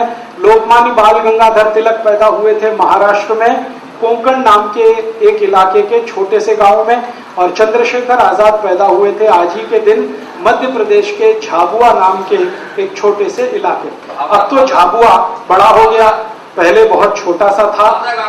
है जी, भावरा, झाबुआ जिला, भावरा गांव। तो ये जो एरिया में से निकले एक व्यक्ति चंद्रशेखर आजाद, आपको शायद मालूम है, अपने माता पिता के अकेले थे, माता पिता के अकेले थे और घर छोड़ दिया, परिवार छोड़ दिया और देश के लिए अपने को न्यौछावर कर। एक बार उनकी मां ने कहा था कि तू तो मेरा अकेला बेटा है, तुझको तो इतना बड़ा किया है बुढ़ापे के सहारे के लिए। तब चंद्रशेखर आजाद का जवाब था कि तेरी जैसी करोड़ों माताएं हैं इस देश में, वो अंग्रेजों की गुलामी में हैं, उनको आजाद कराना मेरा पहला कर्तव्य है। ये जवाब था। ऐसे ही लोकमान्य तिलक बहुत क्रांतिवीर, आप जानते हैं 1905 में जब स्वदेशी आंदोलन शुरू हुआ तो उसकी सारी नींव इन्होंने ही रखी, लोकमान्य तिलक। और लोकमान्य तिलक अपने जीवन में सबसे ज्यादा प्रभावित थे स्वामी दयानंद सरस्वती से। उनकी एक अखबार निकलती थी, उसका नाम केसरी। केसरी अखबार में उन्होंने संपादकीय लिखा 1905 में 11 दिसंबर को, और उसमें उन्होंने कहा कि स्वदेशी और स्वराज्य ये 2 शब्दों का अर्थ मुझे सत्यार्थ प्रकाश पढ़ने के बाद समझ में आया। और उसके बाद ये दोनों शब्द उनके जीवन के शब्द बन गए। हर बार वो यही कहते थे, स्वदेशी और स्वराज्य एक ही सिक्के के 2 हिस्से हैं, स्वदेशी आएगा तो स्वराज्य अपने आप आएगा, और स्वराज्य को हमने टिकाया तो स्वदेशी आगे बढ़ेगा। तो वैसे लोकमान्य तिलक जिन्होंने स्वदेशी आंदोलन आगे बढ़ाया। आपको और एक जानकारी दूं, अंग्रेजों की सरकार ने लोकमान्य तिलक, लाला लाजपत राय और विपिन चंद्र पाल, इन तीनों नेताओं को हिट लिस्ट में रखा हुआ था।